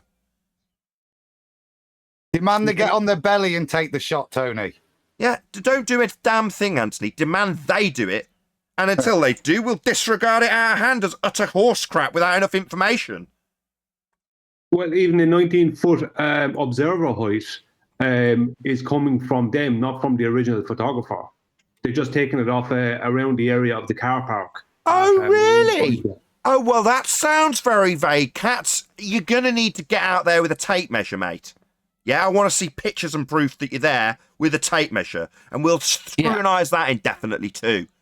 So you need to get Wellies on, get some more data. Survey and Google as well, and then if Right, it's a differential, we've got to discuss that. 2 points to point out about taking the height from Google. When I did that for the Isle of Man thing, I got absolutely slated for 35 feet because I didn't measure it and I didn't know how high I was. I just took it from Google, and which is what they've done. That assumes that the tide's at a certain point, and you have no idea where the tide would have been. But the second point is that mountain behind the toothpick in the middle between the roller coaster and the tower. That's Scafell Pike. That's the highest mountain in England. Now, the distance to that, according to this, is, let me just flick this back to miles. That's 56 miles, and that's the tallest mountain as well. And I'm wondering, if they were to do maths on that one as well, relative to these other two mountains, I bet that wouldn't support a globe Earth because that's further back as well. There's another 6 miles of accumulated drop there that I bet is not shown in this footage, bearing in mind that none of it should be seen anyway. So there's something for you guys to stick in your pipe and smoke as well. Yeah, we're going to need a lot more data. So, yeah. Till then, we're just going to disregard it out of hand. Google Earth, it's not even their photo. They didn't even take it to measure where they got the picture from. My God, they just went to Google Earth. Oh, don't you know the rules, Cats? Yeah, you came along after that, didn't you? Yeah, no worries. Well, we've got plenty of standards that have been set down by your own side, Cats, and they're going to be coming your way in spades. Wait, hold up. This wasn't an observation taken by one of these clowns? No. No, of course not. I got called Jackson. Oh, okay. Nathan, It's like the olden days. They found a picture. Just one at a time. Chocolate's talking. Hello? What? Sorry, Nathan? Chocolate was in the middle of a sentence. No, I just wanted. I didn't hear that. I've been at work busy, so I've been listening halfway. But I didn't realize until just now. This is not even. I thought this was something Ranty took or Cats or somebody. I didn't know this was just some random shit. By Bev's son, is my understanding. Bev on the level, they go out taking pictures, and this is a picture taken by his son. No, not this one, Adam. It's a second photograph, I think, taken by Bev's son, and it kind of half matches it or whatever. And that's the one that's taken by Bev's son. But I don't think that looks like 19 feet elevation height. I'm just throwing that out there. I don't either, Brian. I second that. I don't think that looks like 19 feet. What a joke. Yeah. Where's the tape measurement? They said they were going as low as they could in favor of the flat Earth. That opens up a ball for him, doesn't it? And that looks a lot lower. Yeah, a lot lower. Going to need more accurate data. Proof. There are two pictures. So did this random picture bring back the physicality of the geometric horizon that we've never seen, can't see, due to us having an atmosphere? Did any of that happen after this picture was taken? No. Or no? Oh, okay. Just checking. So, Nathan, are you going to read that super chat now before it's out of sight? Yes, I am, before we round out. Thank you, Arwin. I hadn't forgotten. Go on, but guys, says James Richard. You can tell it's curved because it looks so flat. That was brilliant. Anyone want the last word? Go on. Was it Harp? Go ahead. Yeah, there are two pictures, right? So I put that again into the live stream. Someone wants to grab that. You can tell that there's water, and you can tell what the tide is because you can see the water. So you can see the clear picture is low tide, and then that second picture, which looks kind of like a black swan style, is high tide. You can see that. So I put that in there, and it says Ranty says there is substantial drop shown by the mountains. You'll see that. With that, I'm going to say a huge, massive, enormous thank you first and foremost to both Discord and G+ panels for making today's live show possible. If you are watching this on either Nathan Oakley 1980 or Nathan Oakley premiering streams, then stay tuned as there will be an after show to follow. As I say, if you are watching this live, this is where we bid you farewell. So a massive thank you to all of you tuned in, smashed the super chat, liked, commented, shared, or joined as a Nathan Oakley 1980 channel member. Stay tuned again if you're watching on a premiering stream. I've been Nathan Oakley, and I'll see you all in the next video.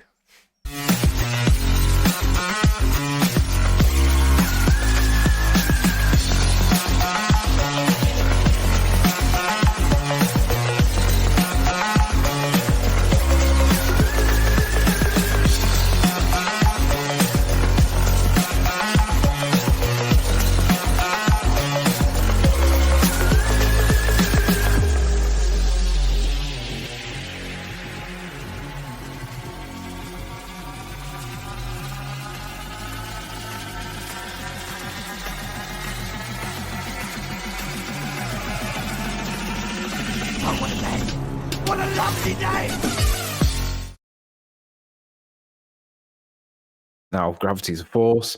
Just Yeah, go but you over and won't come give her on flat earth debate. Why? That everybody gets that. Yeah, but she's getting extra hard time off them. Yeah, guys- like everybody. Are they telling her she's a that she's stupid at the same time telling her that we can't see a geometric horizon? Yes. Yes, She does fine. She don't need nobody's help. Oh, She'll be okay. all right. that's right, No, Chocolate. she doesn't Straight to Who the looks point. stupid in that scenario? Yeah, that's doesn't right, do Chocolate. fine. Straight to the point. All this other shit is just fluff, man. They don't have any Can I just say, physicality guys? to I their said she'll horizon. be It's fine, just not do fine. Can I just say, There you guys, that she's told me that the reason why she didn't delete a channel and fuck off was because I gave her a little bit of support. It matters. Just go and just say well done or good video or something like that, just to give her a little I bit of agree. I support. agree. All right, can I just clarify that if I don't know if this is true or not, but I'm going to read out Guns and Navarone's comment from the side chat, and maybe you can pad it out if it's true, or just say I've never heard this. So Guns and Navarone RMP. Katz and Simon Dan are always trying to recruit flat earthers to go back to the globe. The golden carrot is waved in front of their faces. ... Perks, money, rent, gift cards, transportation, etc. Is that true? No Well, idea. Yeah. What I will Yes. say is that I made videos about cats literally trying to convert Reggie back to Glow. I made 2 videos on cats basically trying to convert. This is what his whole angle was, to convert her away from flat. So they do. I don't know about Schema and Dan. I don't know. Hang on. I don't know about Schema and Dan, and I don't know about giving presents or any of that kind of stuff. But they do. Like, I know Katz has done that. He did try that with Reggie, and I've seen that in general with the ballers. But it's kind of a, come on, never mind all that stuff. Come over this side, and it's basically we basically. They've been doing that to me on a periodically for years. Hey, keep doing it. Keep coming back. Keep trying to contact me. Try that with me. Constantly, because I'm poor. So they're like, oh, look, Arwin, all you have to do is just give up everything, and then suddenly you can have a little bit more money. How about you, Literally, Nathan? do that. A little Turkish delight, Armin? Yeah, exactly. I thought they were stressed out about flat Earth. All of a sudden, they gotta Exactly. bribe people What are to they come worried back to the Yeah, globe. yeah, it's that's nuts, where isn't it? that's where the globe is No, at that's right been now. happening for years, That's Chocolate. pathetic, The whole body of science. bro. Yeah. Isn't it a stark contrast, though? So here we say, or I say, I don't give a crap what you believe when you leave here. I Exactly. know what it is. Whereas over there, they're so hell-bent on confirming their own bias that they need to bribe people to come back to their side. Isn't it pathetic? It's the most pathetic thing I've heard all day. So someone just posted this picture. Just think about it. Everyone that comes back, it makes them feel better Yeah, and more comfortable where that's they it. are. That's exactly correct. Misery likes company. Right, because everybody else is corrupt just like them. Yeah, that's it. Misery likes company. Go ahead, Hap. Someone just by the name of Professor Perpendicular posted looks like the original picture done by Kevin Jackson, who seems to be a professional photographer. And this was a print that was sold and money was donated, whatever. So I think that second picture may have been taken by the dude's son or something, but this first picture was taken by a professional photographer. Okay. It has nothing to do with proving anything. It's just a beautiful picture.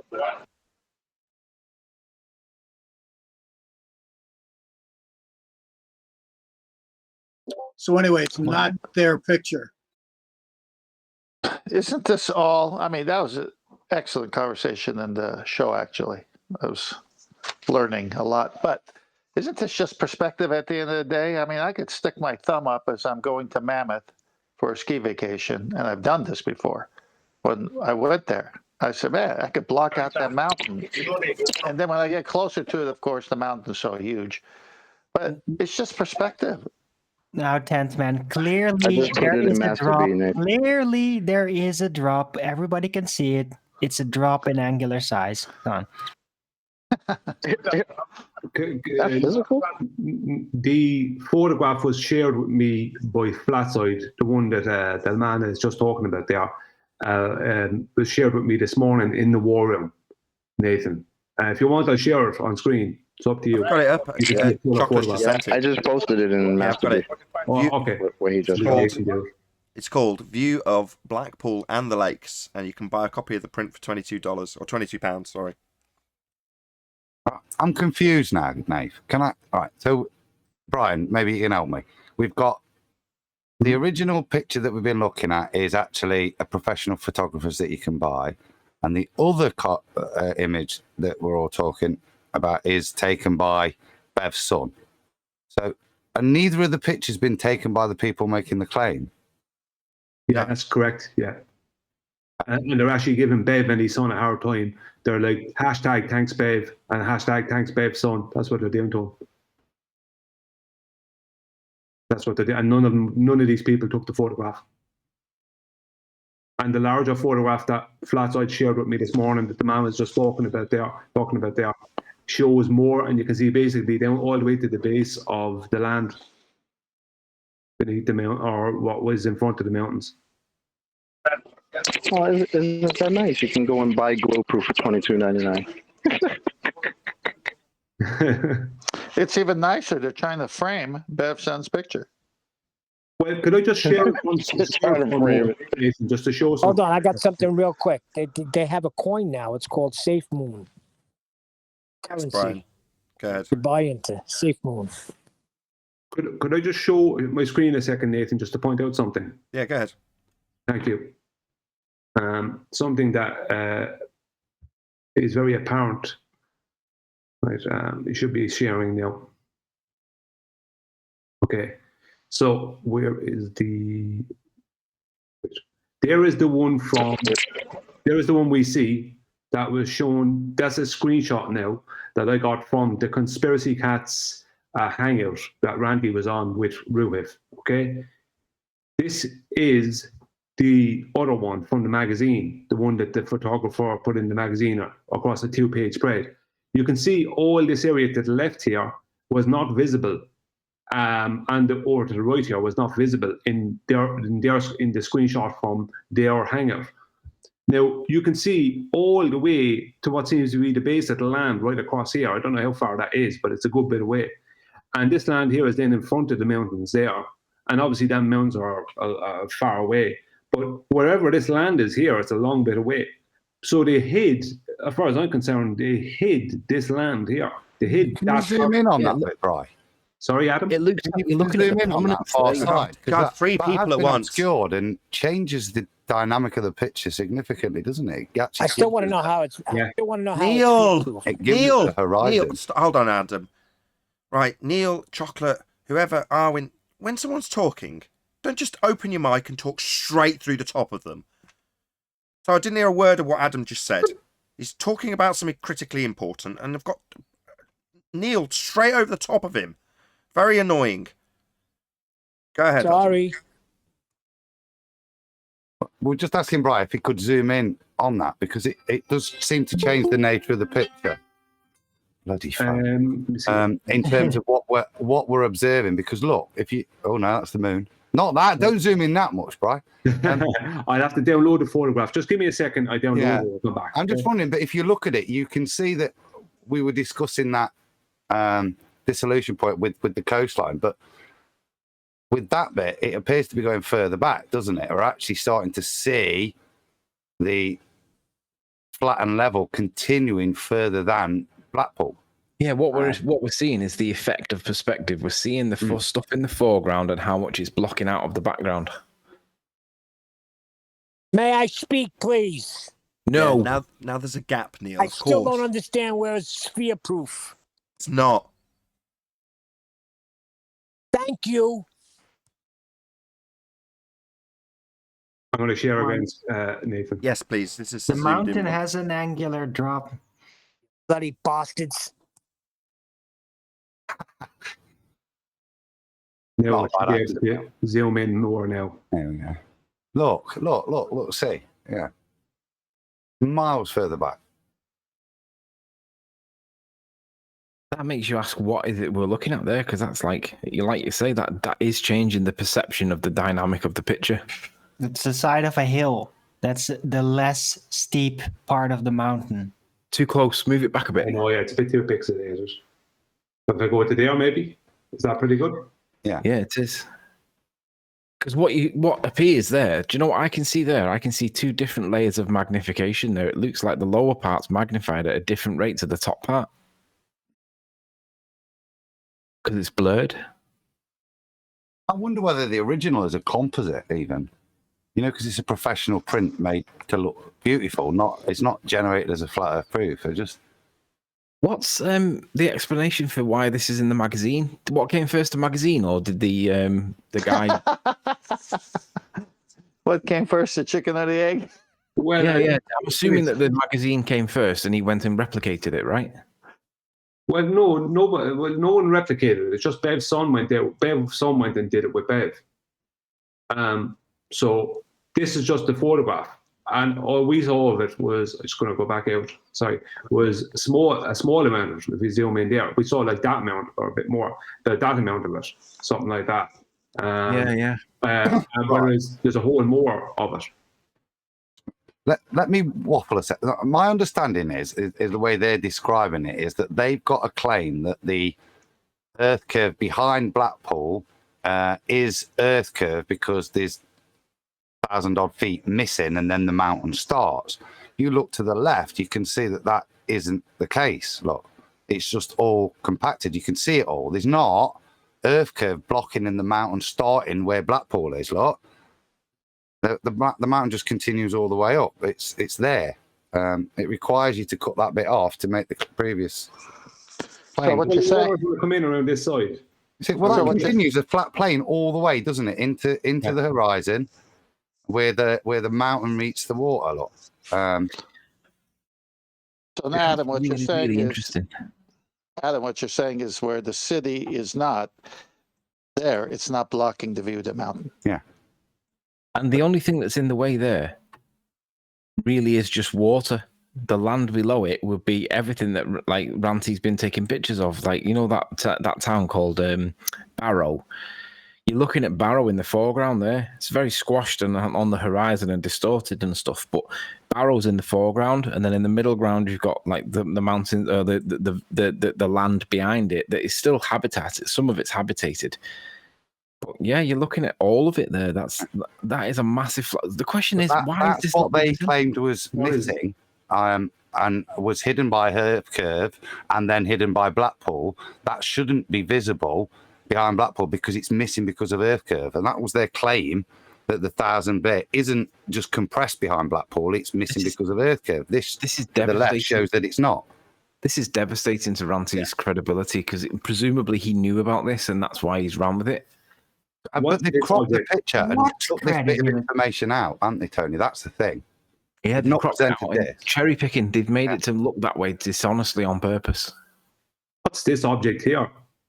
That's it's a sea marker. It measures the height of the water coming in. Yeah, so that would be a known distance from. You'd be able to find that as a known distance where that is, wouldn't you? Oh yeah. You'd be able to pick that out. Yeah. Probably best if you crop it out, I would say, if you're going to make these. Yeah, this is devastating for their claim. This proves flat Earth. What magazine's this in, by the way? 1 second, I'll zoom out. The big picture. What on earth is that? Sounds like a joke. Proof flat Earth. So you ask him which he's in, and then 4 people talk through him telling you. Gazette. Yep, just do it again, Neil. That's it. Yes, We're never going to find out That's which wrong, bloody that's magazine everyone. it is. Can't you guys ask a question, then hear the response? It's because you're not actually listening to the conversation that's taking place. You're just waiting for your turn to talk. Listen to the conversation that's going on. He's asked, what magazine is it in? There's a short pause, so he looks at what the magazine's called. Everyone jumps in before we actually hear it, because you're not listening to what's actually being discussed. Try again, Brian. It's the Blackpool Gazette. The big picture's the article, but if you read it, it's got the web address at the top, Brian, if you look in smaller lettering. Yeah, Blackpool Gazette, yeah. And it's a recent article, right? www.blackpoolgazette.co.uk. It's January 29, 21. Thank you. Right, and now we can all be silent. We no longer need to rumpus anymore. Right. Shut up and get to the back of the class. Sorry to tell you off, Arwin and Neil. Chocolate, shut up. Guys. That's fine. You told me off even when I wasn't rumpusing. And I Chocolate, you haven't speak too brought much. in a word the entire show. I'm What sorry, happened Arwin. when I got up and I started walking to the back of my house? I'm sorry, Neil. Shut up, Neil. Why is Neil always in the back of somewhere? The nuns used to send me to the back of the room, so I automatically got up and started walking into the closet. No, it's just to redistribute the weight. Funny stuff. I was just Come saying out of the closet, Neil. beer. Engine's in the front, so Neil goes in the back. It's very simple. The reason Come I'm on, getting Chocolate. stroppy. It's his hangout. The reason I'm getting stroppy is because I don't know anything about the claim, and I want all the people who've done all the hard work to tell me, and I can't hear it. That's the problem here. Yeah, Chocolate. Hello. Hello. I'm guilty. Hello. how Hello, are Quantum you? Racer. Good to have you. Fifth time I've said hello. What up, homie? Time is Reggie, though.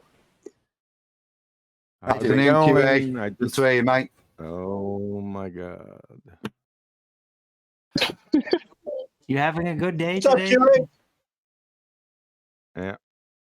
Get We back need to- after a couple days. What's happening? It looks like everyone's going crazy. I see sci-fi scam here in the live chat. What's going on? Sci-fi scam. Do you mean Sean Hufford? Sci-fi scam. Sci-fi Dan. Sci-man Dan. Oh. Idiot. He's in the live Oh, chat. Silly Man Dan. Simon who? Okay. Silly Man Yeah. Dan. Can we, That's it's what I'm another one of talking those about. So, times. what's up? What's going on?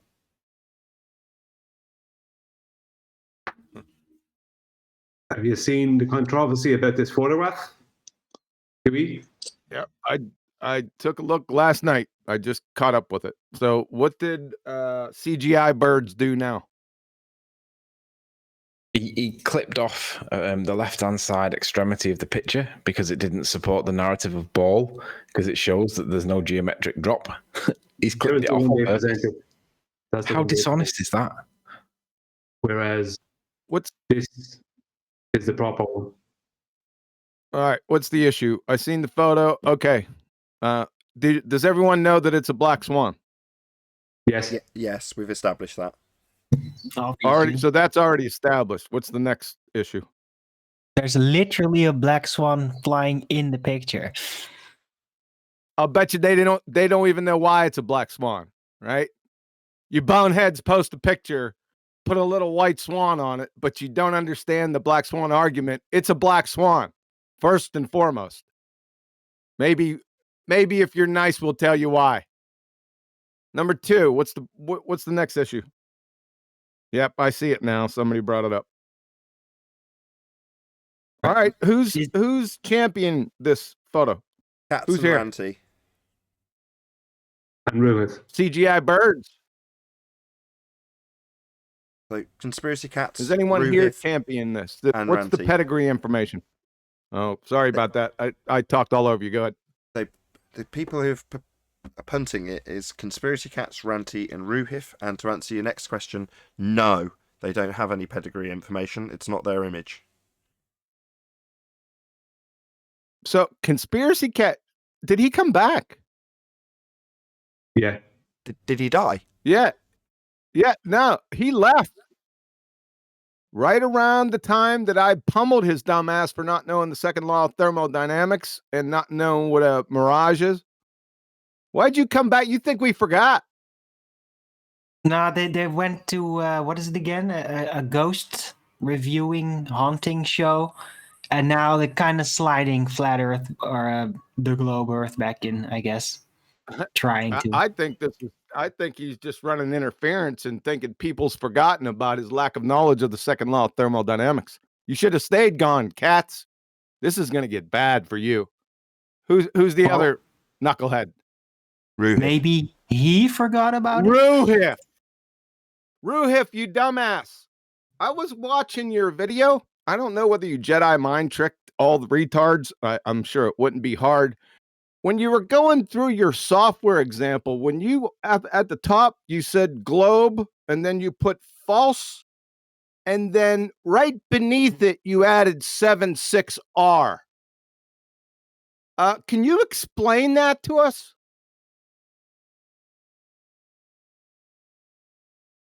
Rufy, you numpty dipshit.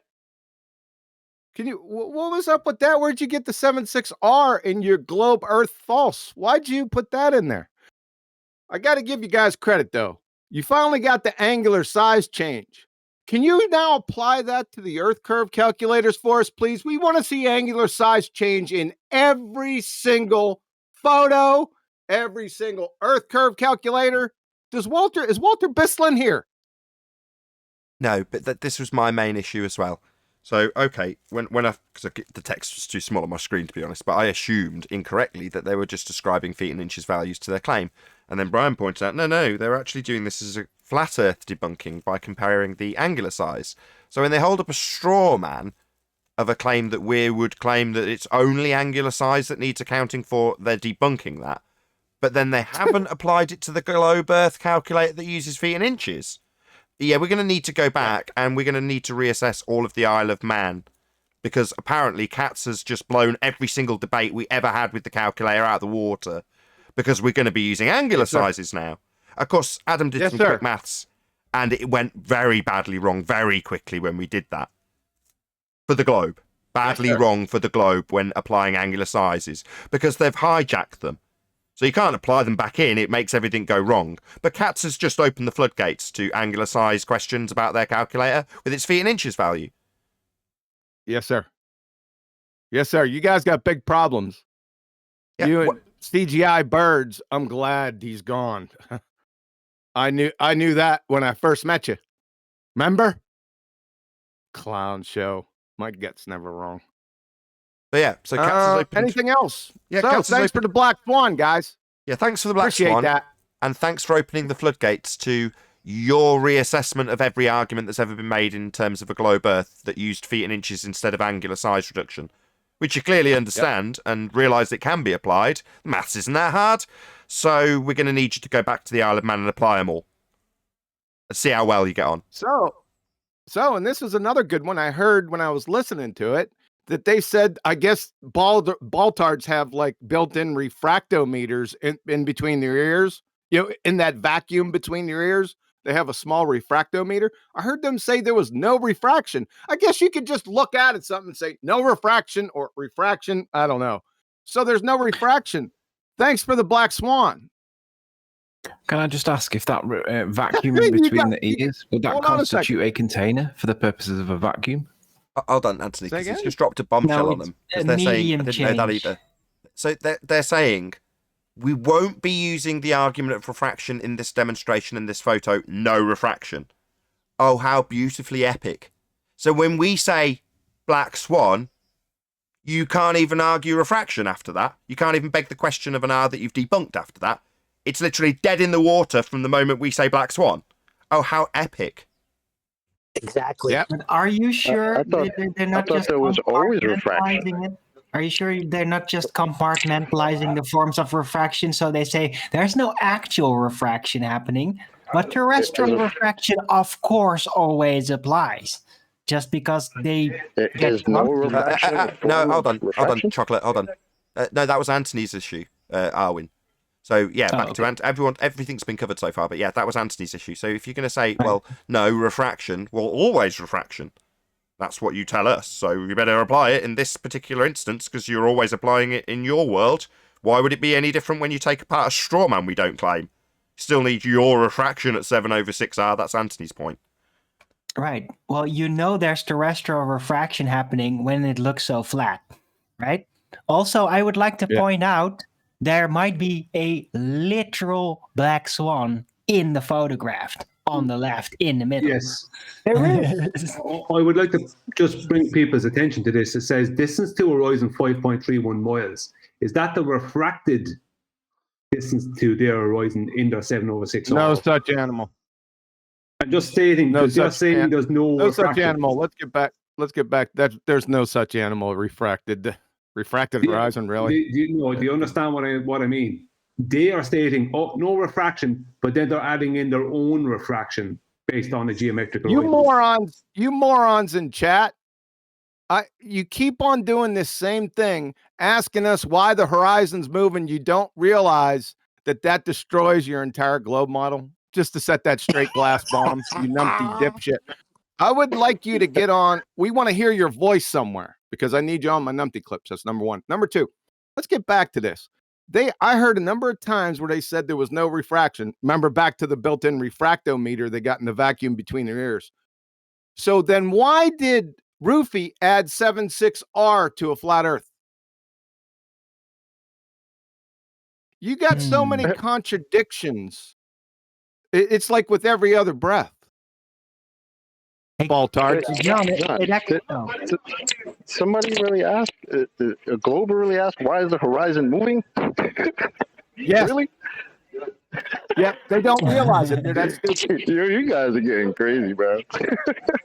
Hey, John, I don't think you're far off with Globers actually having a vacuum in their head. Right? Because they claim you can only see things as really is if it was a vacuum. So they kind of would need that vacuum in order to be able to see everything as is, right? Without the terrestrial refraction influence. Yeah. Is there any Baltards champion this here? Is there anybody in here? Is there a Baltard in here to champion this photo? Who's going to be a signator? Oh, they won't. They're just doing their thing in the live stream. You got Professor Phil in here. You got people just talking a lot of nutty crap. You know? Hey, just Phil is in there? Professor Phil is in there. Just Phil. Hold on. QE's making a cry for action. We've got this claim. We've pulled it apart based on what we understand to be claimed. Is there anybody from the globe side that wants to champion this? Was the question from QE. Yep. Champion. That phone up. Well, let's see how good the standard is, cats, right? Wonderful proof, see? Let's see how many people step up to back up your claim and can argue it. Yep. Bring that hold on. roofie on. Hold on. Surely they're all flooding to take us apart with this wonderful proof, see, right? Everyone on the cat's Ruhif ranty side of this debate must realise how wonderful it is and how quickly it'll demolish us. They've all flooded in to do that, haven't they?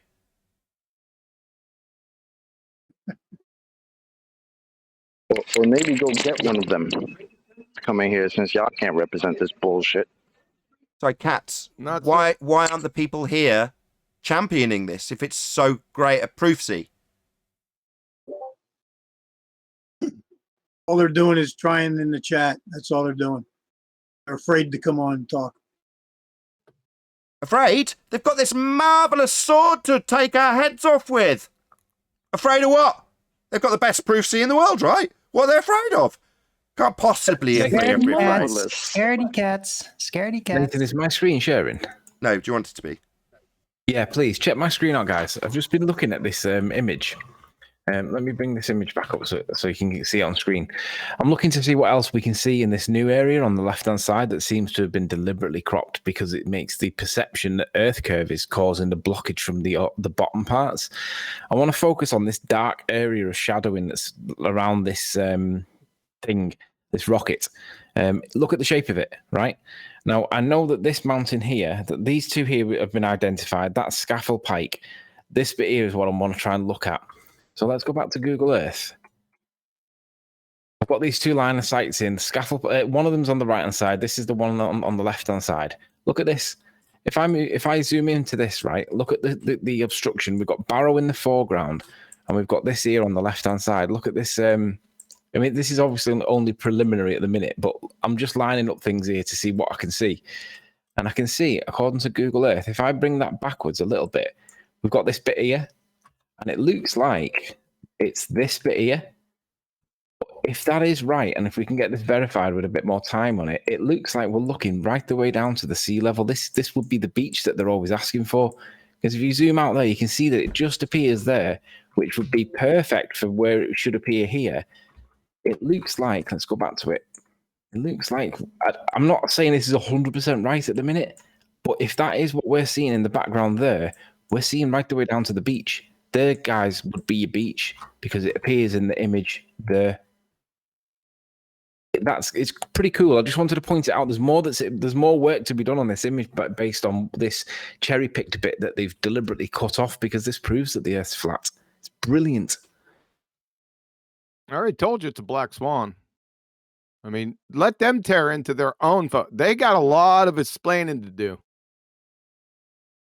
Now, well, Gooey's not going to pull apart the black swan in terms of its association with this, but I will detail the black swan argument for those of you in the audience who want to put two and two together if you're new and you haven't heard the argument.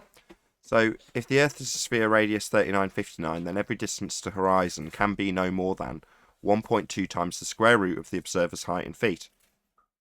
And the distance to the horizon in this image is... You can figure it out for yourselves.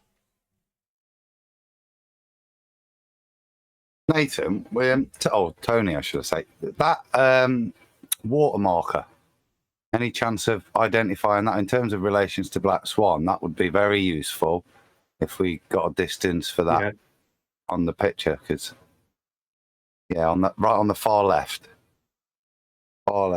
it's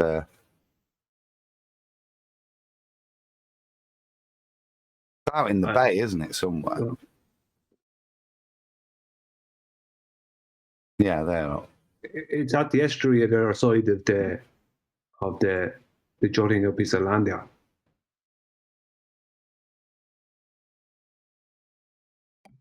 So what I got so far, see if this is right, folks. I got observer's height at 9 meters. That's 29 feet. I got black pole tower distance at 19.62 kilometers. That's 12 miles.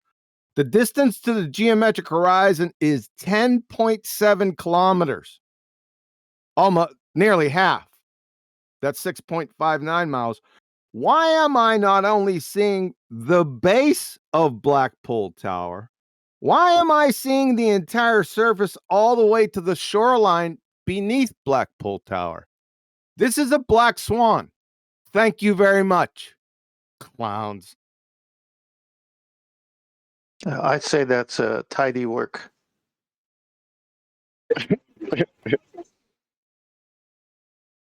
This is sad. That's Yesterday, I was kind of laughing because I didn't realize like they posted a white swan. Well, that somebody said they labeled this a white swan, and then I said, "Well, how does that negate the existence of black swans?" But this is a black swan. Yes, it is. I think It's even worse. It's even worse. They claimed it was a white swan, but we've just found out that it had a black swan hanging off the edge that they've chopped off. Yeah, That's racist. That's racist. Very racist. Wow. Right. Not my actions. Okay, on that note, I'm going to round out. So with that, I'll say a huge, massive, enormous thank you to both Discord and G+ panels for making today's after show possible. And of course, a massive thank you to all of you in either Nathan Oakley 1980 or Nathan Oakley Premiering streams for hopefully smashing the super chat, liking, commenting, sharing, subscribing, and all that good stuff. Also, below this video, you can get £50 for swapping your UK electricity supplier to Octopus Energy. I've been Nathan Oakley, and I'll see you all in the next video.